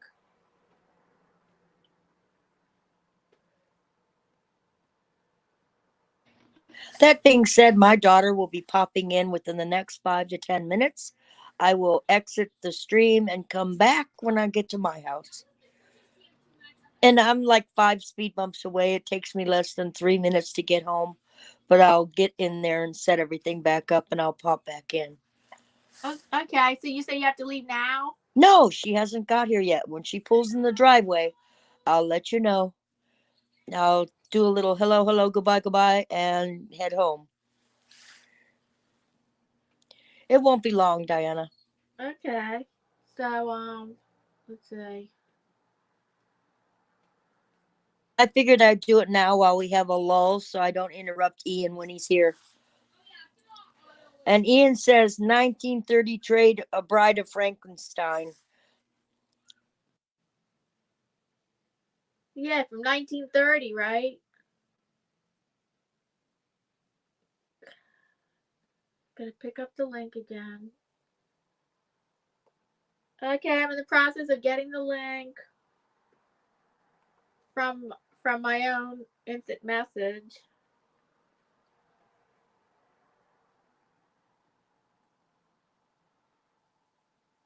Oops.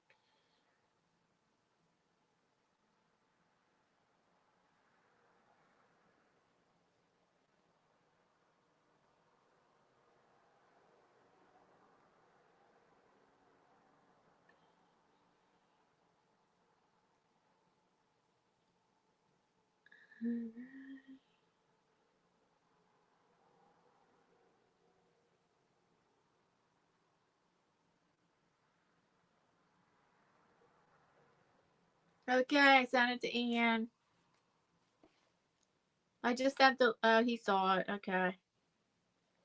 Now I have to go over to my computer, not trip on any cord. I'll be right back. Okay. I'm not going home yet. Just going to put my stuff in the car.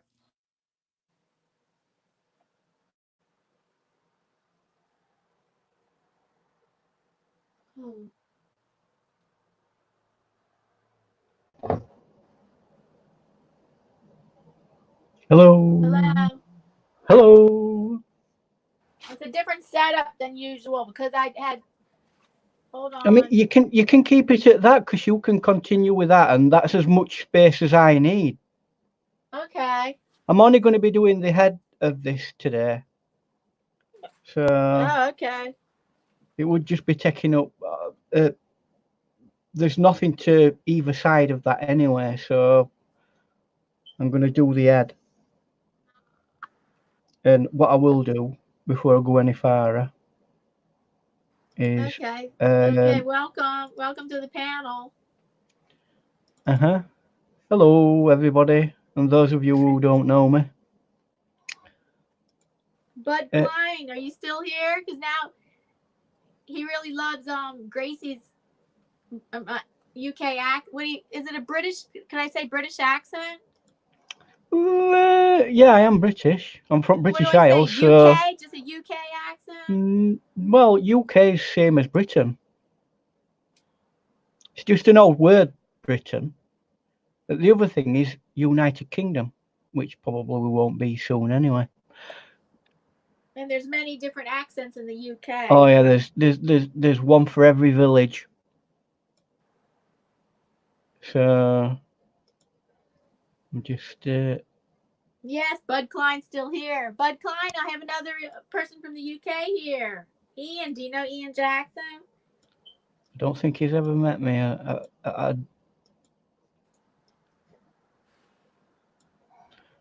Let's have a look, see if I can just do a couple of. That looks as though it's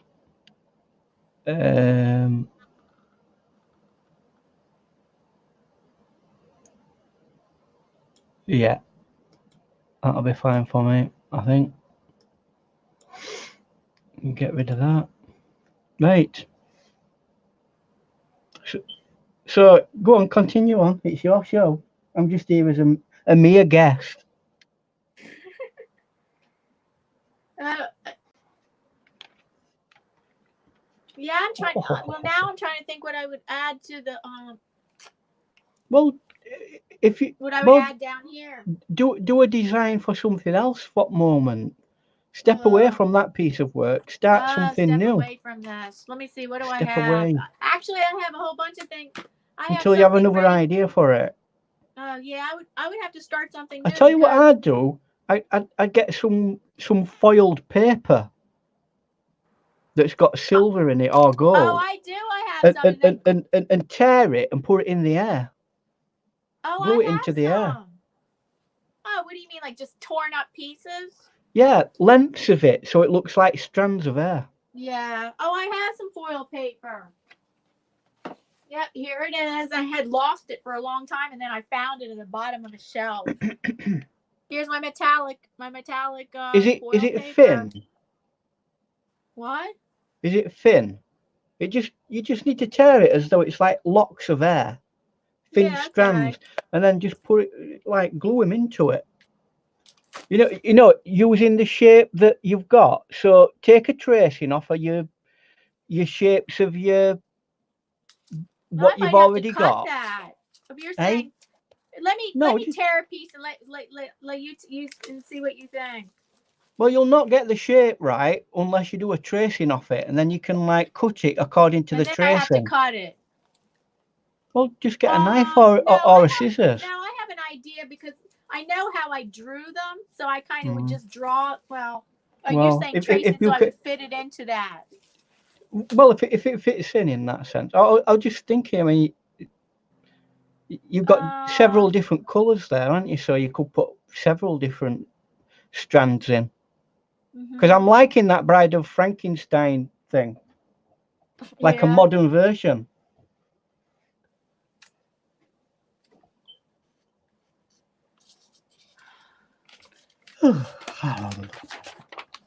Right.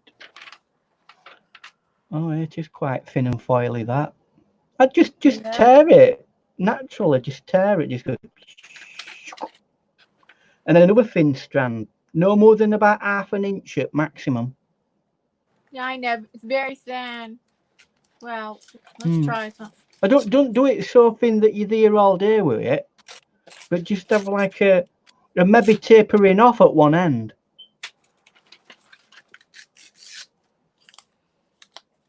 So that was the first one, and that one's going to have a straight edge at the end. So hold on.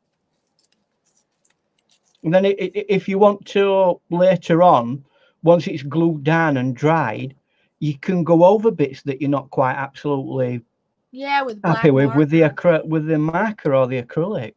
Something like this, right? That looks a little bit holographic, that. It isn't. It's just silver. Is it? Yeah, it needs to follow the line that you've already established. Then that would require tracing. Not exactly, but I don't know. It's up to you. I mean, how you compose your artwork's really down to you. But for me, it might detract away from it if it's because it's quite strong in itself already. This is which one? That the picture strong or this strong? I think just to mask it a slight bit. After I'd put some more marker over it and some more paint. You know, just in little bits. So it's not a solid. You know, it's not a solid. You know what I mean? I don't know. Yeah, I see what you're. So because you think the silver's way too silvery. It's very strong against it, isn't it? Yeah. And something else you could do with silver is trace round those stars, right, to get an exact copy of stars, and cut out some stars.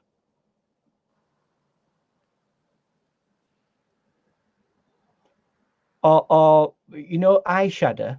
your, what they call it, I forget what they call them, eyelashes. They could be cut out bits of silver. Right. No, they're hiding behind the mask. All right. Well, that's another idea, yeah. Right. Yeah. Anyway, so shelve that one. Right. So I've got these pencils, and I've also got. Those are watercolor pencils? No, they're not. These are oil and wax pencils. They're Derwent. So you're not doing a watercolor? No, not today. This is going to be a color pencil exercise because I've been out and over the years I've bought these things, and these are not cheap. These are professional grade color pencils, and they are not cheap. Have I used them? No. Should I use them? Yes. So I'm biting the bullet. I don't know. I'm not really a color pencil person, but I'm going to bite the bullet and I'm going to have a go. Because this year is about biting the bullet. It is? Have a go. Yeah, bite the bullet. Have a go.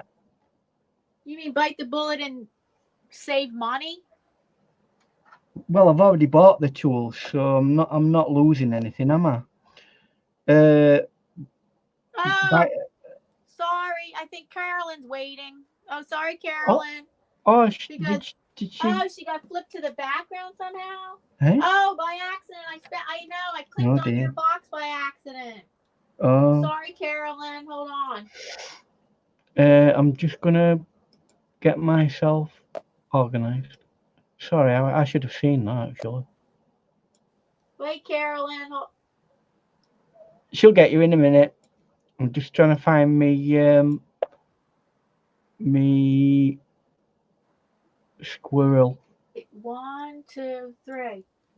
Wait, so there's 3 of us on here. So Carolyn. Wherefore art thou, squirrel? Oh. Oh, Carolyn, if you want to come back on, come back on. I'll keep an eye out.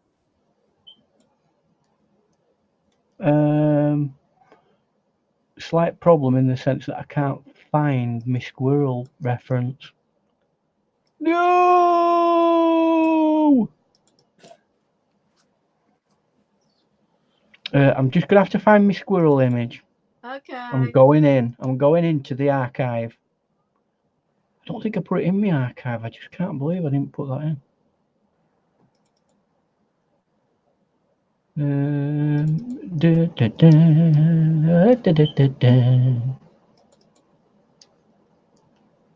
What do you mean you have to bite the bullet? Bite the bullet? Well, it means like I know what it means. I'm gonna have to have a go. You put it off and you put it off and you put it off until it's no longer feasible to put it off anymore. So you have a go. That's called biting the bullet. Oh, when I think of biting the bullet, it's you got to bite the bullet and save money or something. Well, that would be part of it, yeah. You know, you've got to make some sacrifice in life to move on, to do something else. Yeah, That's sacrifice. Biting, that's what it means. Some kind of sacrifice. That's what biting the bullet partly means. I'm just trying to find me squirrel. Hi again, Gracie. You're welcome. I may not have downloaded it. I thought I'd downloaded it, but obviously I've not. Which is an annoyance. Can I find it? Can I find it?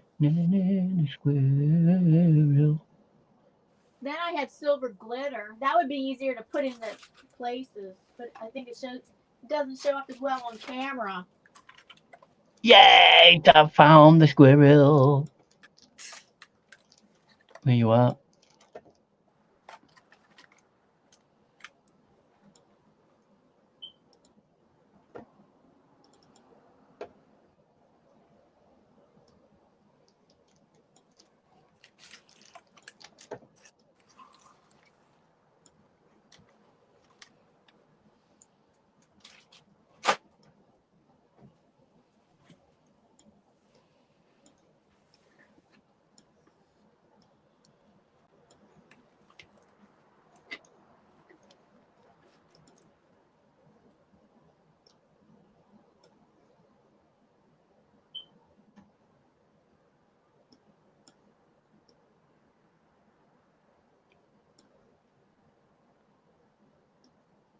I'll be with you in a second once I'm organised. All right, bye. Take care, Gracie. Bye, Gracie. Oh no, where's it gone? There we are. Good old squirrels.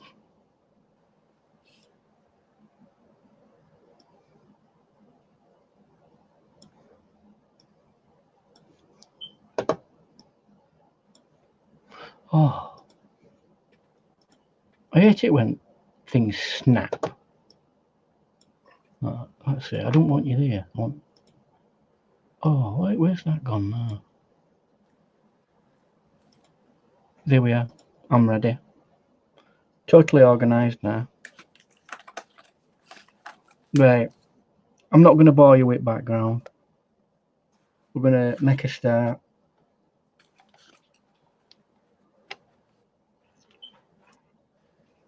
Right. Before I go any further, I'll show you what they actually are.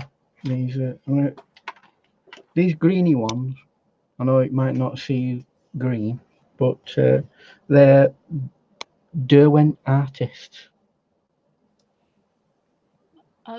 Colored pencils or watercolor pencil? No, the oil and wax. These.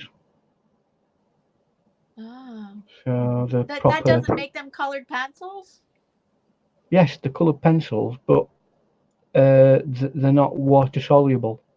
Okay, they're not water soluble. Okay. They're just normal, what you would call colour pencils. Yeah. It's just normally. And you haven't used them in a long time? I don't do an awful lot of colour pencil work. Yeah. So I find it tedious and long and a lot of faffing about. You know, you can do one eye and it can take like 5 hours, and you think, how long is this going to take? I know.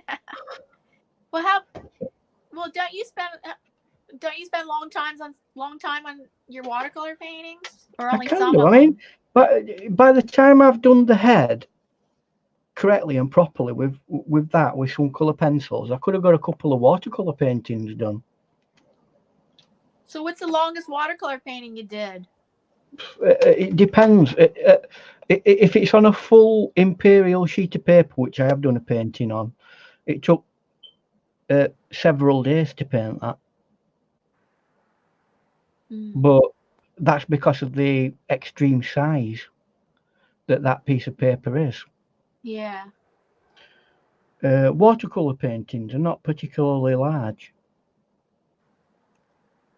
An A3 size painting is a basic, I would say, the larger end of small. So, right. I'm not going to have these pencils in the shot because I don't think that it's any advantage for you to see them anyway. But I'm going to get some really early yellowy light colours in. I don't know whether you're going to see all this actually, to be honest with you. But I'm going to get a base colour in this squirrel, and oh yes, it's ginger. Ginger? It's a ginger squirrel. I call them ginger squirrels. They're not ginger. They're called red tufted eared squirrels because I've got that tuft on end of the ears there. So I'm lightly colouring, and I'm trying to be directional, but I'm not painting each individual airing, even at this close level. I'm just, because it's an undertone, this. So you'll be doing more colored pencil drawings this year? I hope so, because I want to get them used up. They're just sat there. They're expensive toys. Yeah. I need to make spend. You bought them, or somebody bought them for you? Oh no, nobody ever buys a note for me. Everything I've got, I bought myself. Oh, okay. So in saying that, I've got to say, I have done commissioned work and things like that. So whatever I tend to get from that commission goes back into my artwork and my equipment. So I've kind of worked for it in that sense. They are nice. If I could have afforded them, I would have gone for some paints. Sorry, some pencils by Faber-Castell. Oh, and they would have cost less? No, they would have cost an awful lot more. Oh. Yeah.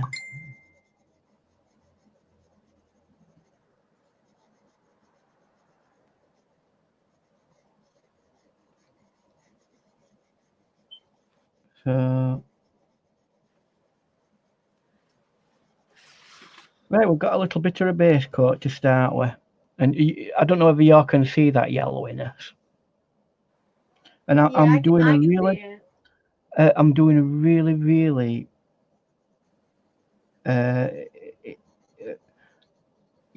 you don't colour in really hard. You've got to do a right light touch with it. So that's that yellow one. Put that there. My next one up is like, well, it calls it brown ochre. Oh, they call it brown ochre? We call this brown ochre, apparently. And I'm curious to know what those colors are, like phthalo blue red shade. Yes. I'd like to know what that color is like. Well, it's one of the main blues that gets used. Oh, right? I love phthalo blue. I know what phthalo blue is. Well, I love phthalo well, blue. phthalo blue comes in two shades. You've got one that's got a bias towards red, and the other one's got a bias towards yellow, and therefore it's green. Right. I must have used phthalo red shade in the past. I don't know. You may have done, because when you look at it very subtly, it has a slight redness in it. I don't remember it being slightly red. Okay. Oh no, it's not like, wow, it's not that red.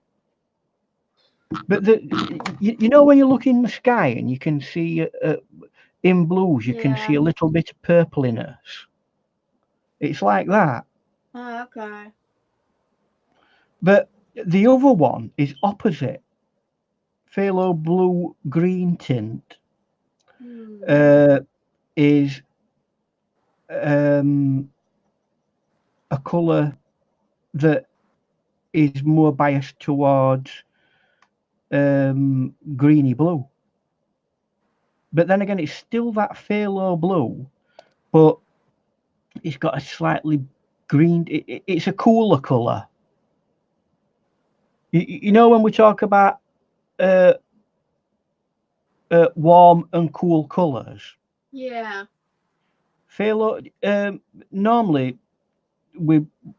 it would be considered, blue is considered universally to be a cool colour, right? But that's the basic way of looking at warm and cool.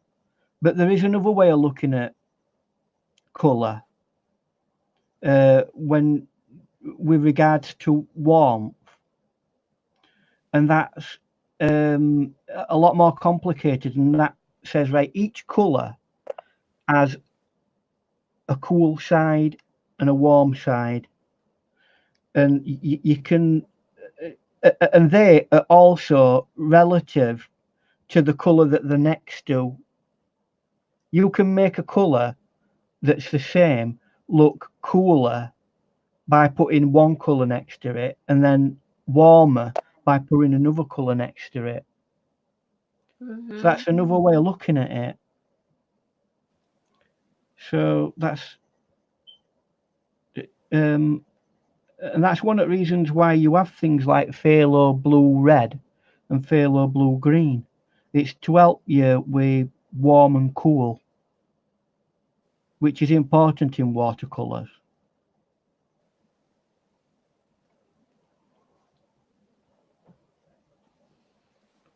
So I'm starting to subtly get in. I don't know whether something like this is a bit boring though, because it's very repetitive. Because all I'm doing is like, it is. I sometimes feel like it is a little bit repetitive, this. And you could work on that area there, just that area, for hours and hours and hours and hours.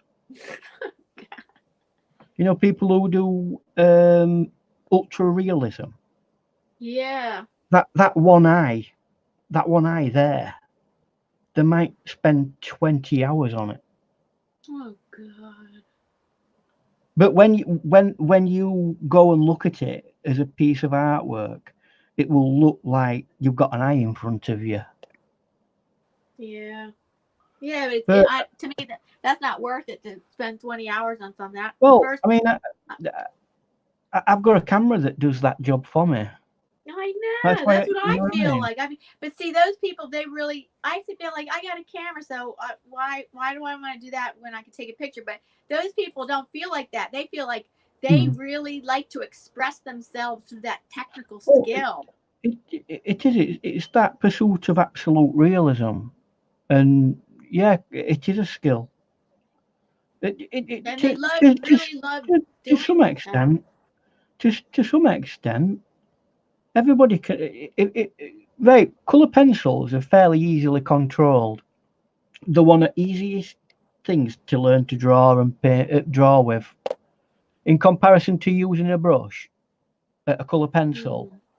That's why colouring books for adults have become incredibly popular, because people who don't generally have a lot of experience with art generally can pick up colouring with pencils very quickly and easily.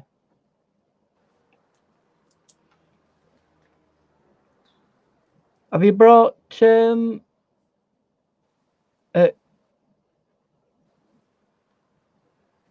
much going on in the chat. Let's see what Shawana's Creative Circle. Hi. She's a new friend. Yes, they are, Paul, I believe. I believe it's the Shrove Tuesday. I think that's where Pancake Day comes from. It's Shrove Tuesday, where they used up all the spare bits of food and stuff, as far as I know. But just before they all went into Lent.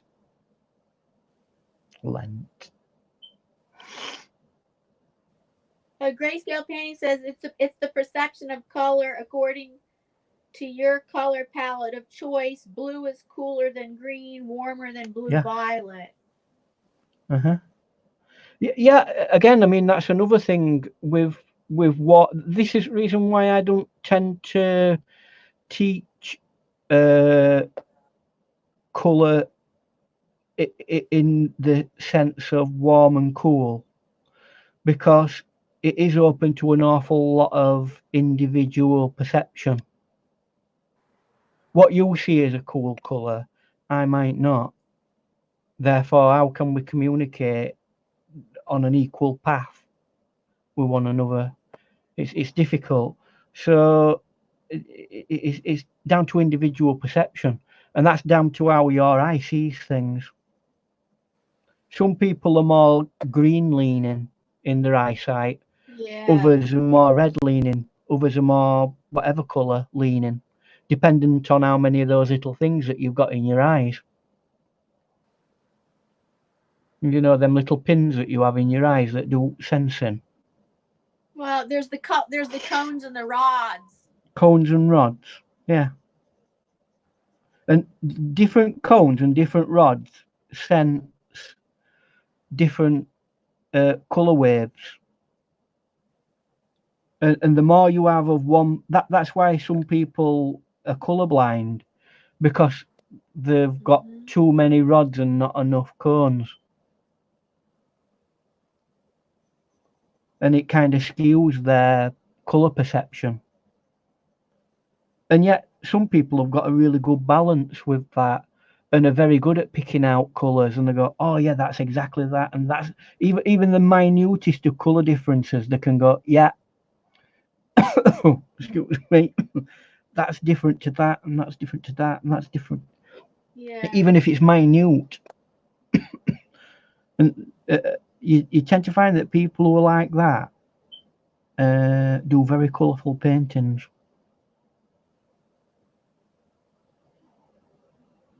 Because they've got an heightened perception of colour.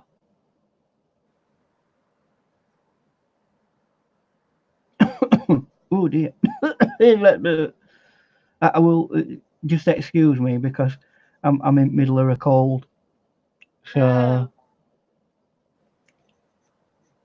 you don't need some water? No, I'm all right. It's a tickly throat. Hope it's not that virusy thing that's going around. Apparently, it's in America now. Yeah, the Chinese one. Yeah, that Chinese one. Walk around with your gas masks on and everything, and everybody. And please don't come to UK for the next 6 months. That's how zombie apocalypse started.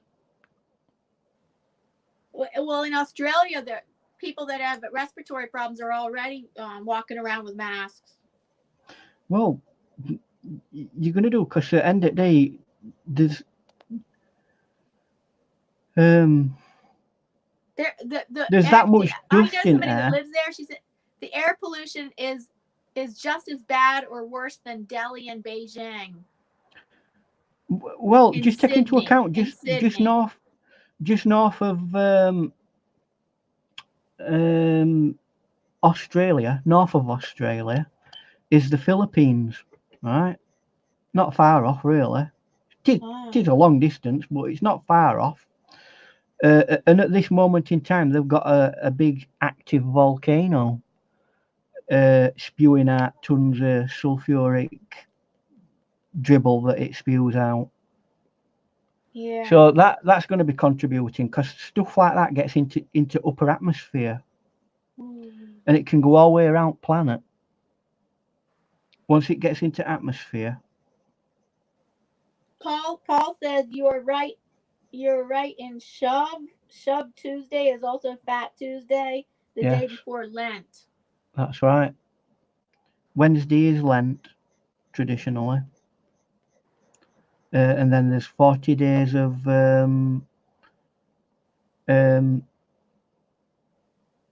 what do they call it? When you don't eat. Not that you don't eat, it's just that you're all back from eating.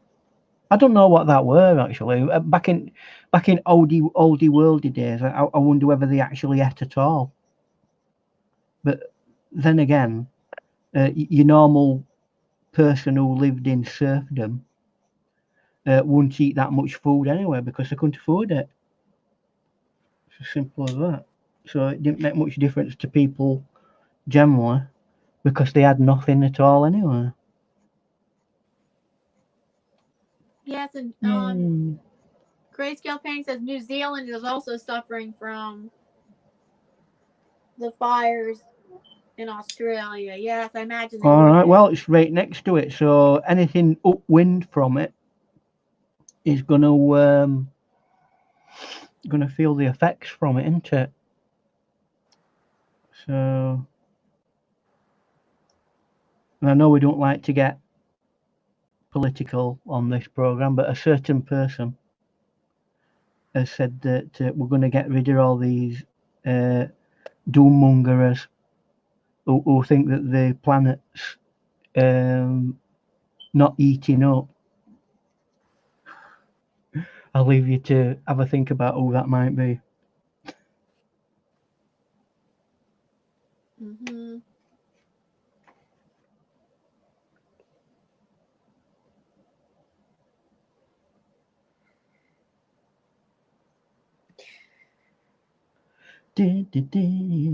They've got right nice, cute little pinky inside ears.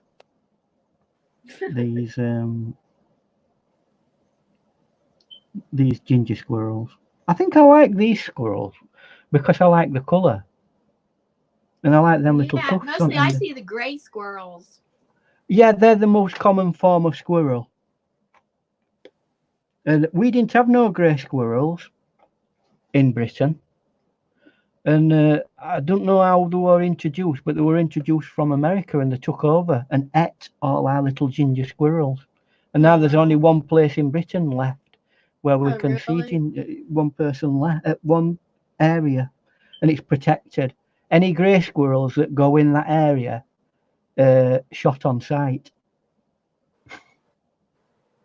Because it's a protected zone, you see.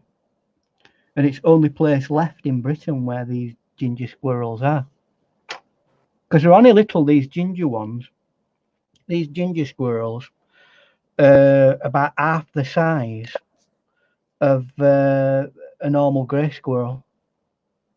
So I believe they're called red tufted-eared squirrels or something like that. Oh, so you said the ginger squirrels are smaller? Yeah, they're a lot smaller. So that's why they got taken over. Well, they get bullied. And as well, there's only so many nuts in so many forests. And if you have a boatload of grey squirrels who come and take all your nuts, what are you going to do? You're going to like die out pretty quickly.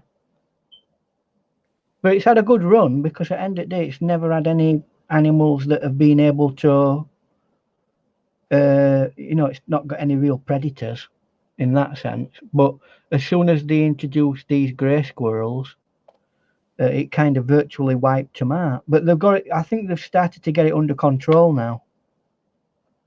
And I do believe there are one or two other places that they've been able to get them to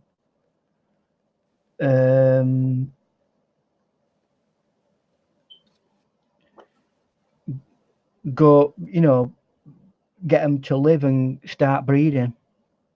But they have to have them in places where there's no grey squirrels because they kill them off, which is sad. I've never actually seen a real ginger squirrel, but I see. I mean, we get grey squirrels in our garden. Or the occasional squirrel, it'll pop up, and they're very common. In fact, actually, they're that common. We call them tree rats. Right. Or do you have many pigeons? Oh, we're slightly countryside, so we don't have as many pigeons as town centres do. But oh yeah, the cities have a lot of pigeons. I mean, on about the most adaptable animal on the planet, all right? It's got to be the pigeon. I mean, how has that been able to manage to survive in a city? And yet, it's there's more pigeons in cities than there are people. I don't know about that. Depends how big the city is.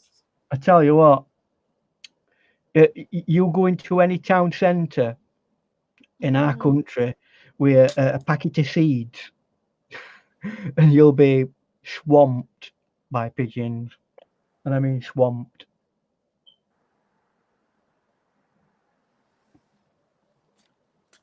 Because I mean, much as they are pests, people don't like being nasty towards them because they feel sorry for them. So nobody wants to be seen to be like hurting them in any way. Although they are pests and they have to be dealt with. So now and again, you get the odd the local council will send somebody in with a sparrow hawk, you know, a trained hawk, and they'll take a few out. No. The pigeons, you said? Yeah. What, a sniper will come in? No, not a sniper. Well, I suppose it is a sniper. I'm on about Sharpshooter. no, forget you Americans. You total focus on guns. We use a more traditional way to get rid of those pigeons.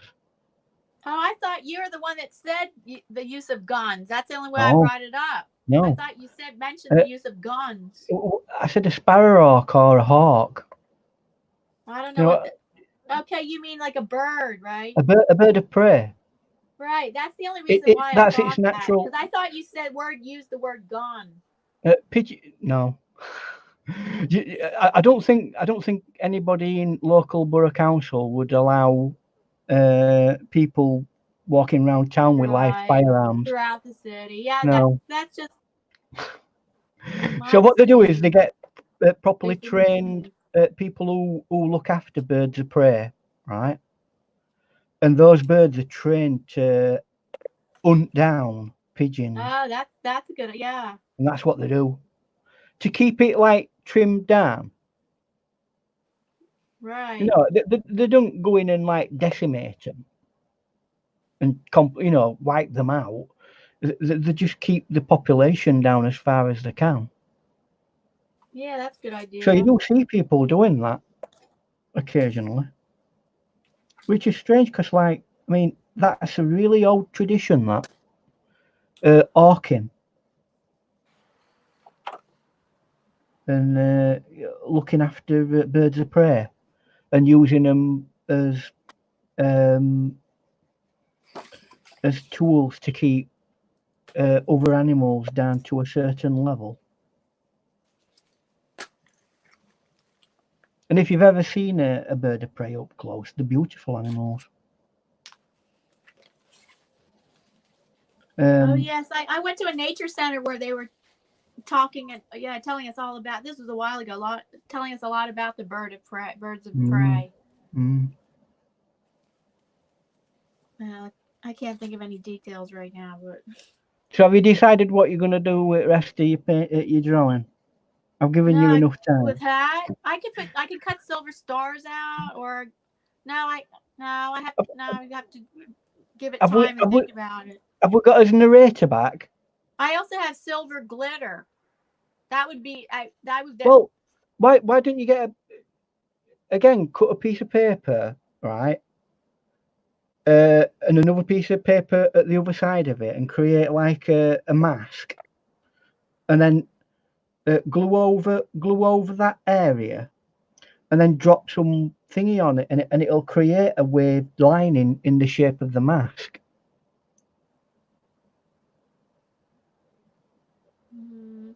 No, I lost. That went down like a lead balloon. I need a visual. I lost you. I don't know. I don't exactly know what you said.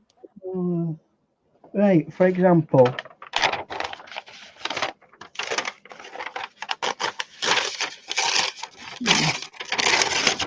Right. That's one mask. Oh, I'm watching on my iPad. There's a delay. Okay, And I have to go over to my computer to see it. See that area, right? If I were to, I have to go to my computer to see it. If I were, my iPad has a delay. Okay. Okay, so can you see it? Right. Yeah. So I put one piece of paper down there, and then I've torn another piece of paper like that, and inside that, just dab some glue down. Oh, you're talking about using glitter. Yeah. Dab some glue down on it quickly. Take it off. Put your glitter down on it. Take that off. and there will be a streak across it that's exactly the shape you want it. Well, I could just how's that different than with the glue bottle going exactly on the way a wave of Well, line of if you can if you can direct the glue exactly in the direction you want it, then fine. I'm just saying that's a way of controlling the mask and the shape.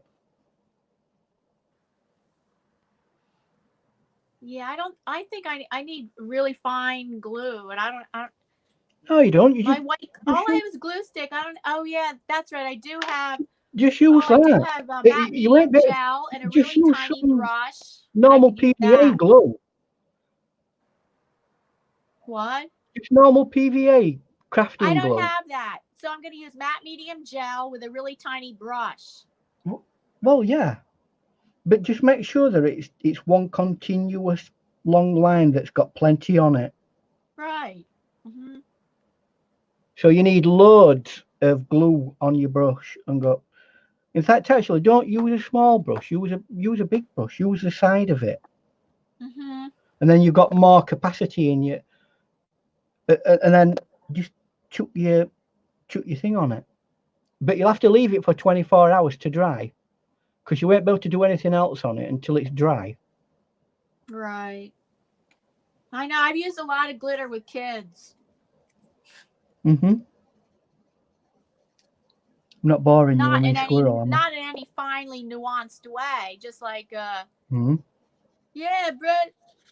Yeah, put the glue lines down. Now put the glitter. Now shake it off. And shake it off into a plate, so then you can fold the plate and put it back into the glitter glitter ball. It's just a refined way of dealing with things, isn't it? Rather, you know, and having a control over what it is that you're doing instead of it just being random on every occasion. Right. I think using a paintbrush with a matte gel medium would work good. Possibly, yeah. Let's see if I can beef up this tuft here. I'm using like a deep purpley colour, so it's already brown. So hopefully that should make certain areas a little bit darker. Oh, let's see. Paul says speaking of. Let's see. Paul says speaking of pigeon. Mm-hmm. Pigeons. It is known that Chinese restaurants cook pigeons and call it meat or chicken. Yes, I Really? do. The Chinese have taste for foods that we might consider to be very obscure. I mean, there's some people in certain parts of the world, like America, one of meats that gets set a lot in America is beef from a cow. All right. If you were to do that in India, you'd probably be stoned to death because the cow is sacred. So, you know, different countries have different things that they eat that we would probably I know, but I find don't repulsive. like them passing it off on me to say that it's calling it chicken when it's not. I don't know. I've been to Kentucky Fried Chicken and had some chicken that tasted a little bit like a local sparrow. No, Paul says he knew someone that raised pigeons and used to race them. I think race them or raise them. When he was done with them, he sold them to a Chinese restaurant. Yeah, when many centuries ago, I believe they call them dovecotes, right? And the buildings where they raise pigeons and doves, right? And that were for meat to put in pies and things. So it were a food source even in England at one time of day. In some countries, it's considered to be a delicacy. It's just not that common. Carolyn says she's tired and She can't come back on. Okay, thanks, Carolyn. All right, Thanks so much Caroline, for thank reading you. the chat today. We'll battle on. I don't know how much longer you want to go on. Well, the latest I can go is until for 25 more 20 or 25 more minutes. All right, then. Maybe Well, 20 minutes. We'll see if we can get a move on with this. I'm not promising to get anywhere with it. I was thinking of starting something new, but Well, when I start a new face, it's a little nerve wracking and stuff. I have to do a lot of erasing. Well, well, what you do, right? Draw it on another piece of paper and be loose about it. And then if you like it, trace it onto your paper. Yeah. And then you're not worried about making a mess of your paper. So, and the more you practice stuff like that, the more your brain gets used to being able to do the patterns. And eventually you'll get to the stage where you can just go on any piece of paper with confidence and go and it's drawn. Well, that's what I'm hoping. But because all year long, all I'm drawing all year long are women's faces. All the different variations that could be with all, and that can include different kinds of backgrounds and symbolism. But it's all going to be women's faces all year long. So what you need to do is not think about completed pieces of work. You need to practice doing those kinds of whimsical faces, and do hundreds of them, hundreds. Well, I'm shooting for one a day. Well, don't try to do something to a completed level. Just practice the base. Let me take this away.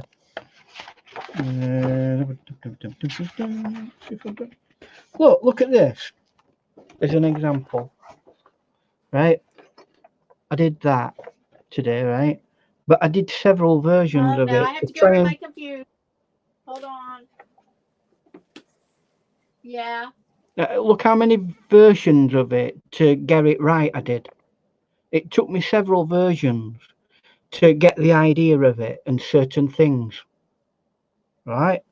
So what you do with stuff like that, I'll get a dark pencil. Well, if I were practicing a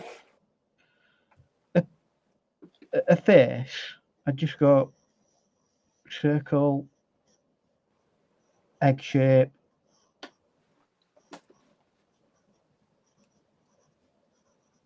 and I'd learn to do that, and I'd do it again and again and again until I knew how to do that without looking at it. And once you're at that level, you can start going, well, I like that. I'm going to make really big eyes. That's going to squint, that one. I'm going to make a big long nose and big lips.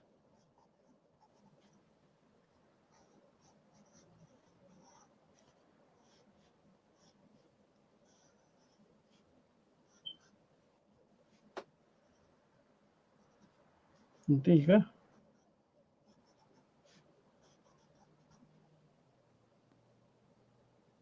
No whimsical person. Just learn to draw the basics first. Right. I think I do know. Well, yeah, the basics. Yeah, but don't spend over an hour trying to do a perfectly polished piece of work. Then some days I might do that, and other days I might do a page of faces. But if you're learning to try and do a particular technique, it's better to do something like that. Lots of very fast. You're also like we're talking about muscle memory. So yes. One thing is that if I'm always trying to do if I'm like do a whole page of little faces, and that's all I do, then I don't have the muscle memory for when I'm trying to do a more full size face. look, I don't have to rely on muscle memory anymore with this because I do it that often. I can do it. So I can then, once I'm at that level, I can start saying, well, how do I alter that to make it look like what I want it to look like? And I mean, I don't particularly do whimsical art, but they all, more often than not, they all have great big eyes and overly exaggerated features. Yeah. Mm. Not exaggerated noses though. Small No, noses. well, no. I mean, they do tend to go to what they're a little bit like manga. They'll have a really tiny mouth like that, the anime, and then they'll be like that. That will be a nose, and then they'll have some sort of facial expression, and that to me reminds me of the type of artwork that we used to do when I were at college, when I were about 18, 19. Now, whimsical does look. Here's what that's kind of whimsical. That doesn't. That's not necessarily big eyes. Well, it is in comparison to shape of face, isn't it? To me, that's more like a realistic face. That's not. Yeah, it is closer, but not with big eyes like that. Look at that in one. real This terms, is more like tribal. This is here like a tribal, like archetypal woman. That to me looks a little bit like one of those paintings that you'd see that's one of those sugar skulls. Really strong emphasis on the line work. You know, and patterns in the face. Right. So there's different kinds geometric of patterns. Well, and also I have a lot of symbolism too and stuff.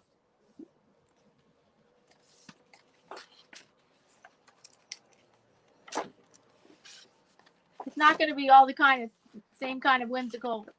Not all the same. It's not going to be all women with big eyes. You know, it's a bit of a misnomer, this expression whimsical.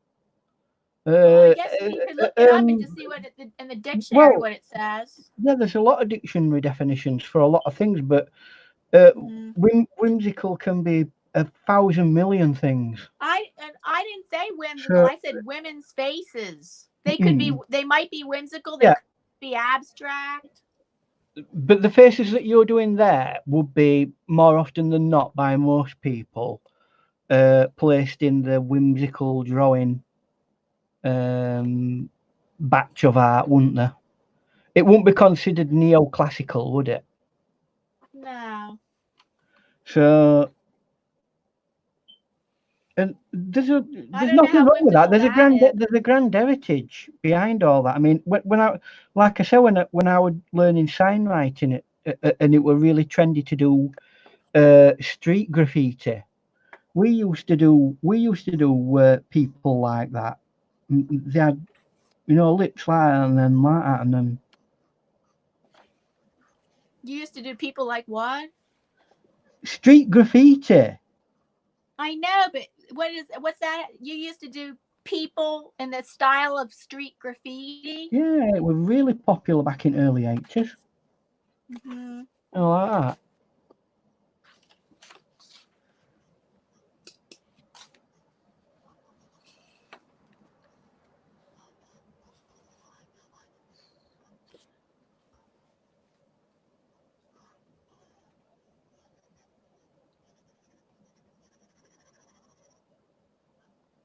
And you'd see stuff like that all the time on walls, and somebody tagged the name on it.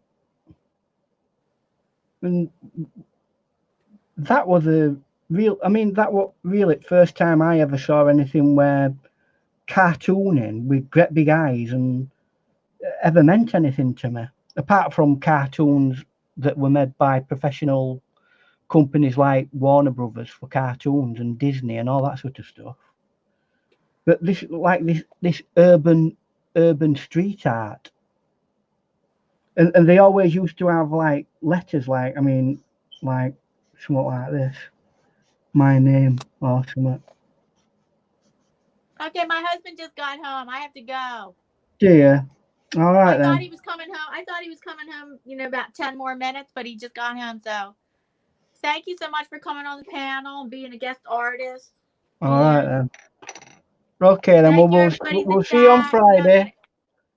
Thank you, Mystic Unicorn, for hanging out for so long, and thank you to my All right, then. moderators and Carolyn, who was reading, Mm-hmm. and thank you everybody else who's in the chat. No, Check that out, man. and thank Bye-bye, y'all. Ian and to Gracie, who was both guest artists today. All right then. Okay. Bye-bye. All right. Have a good evening.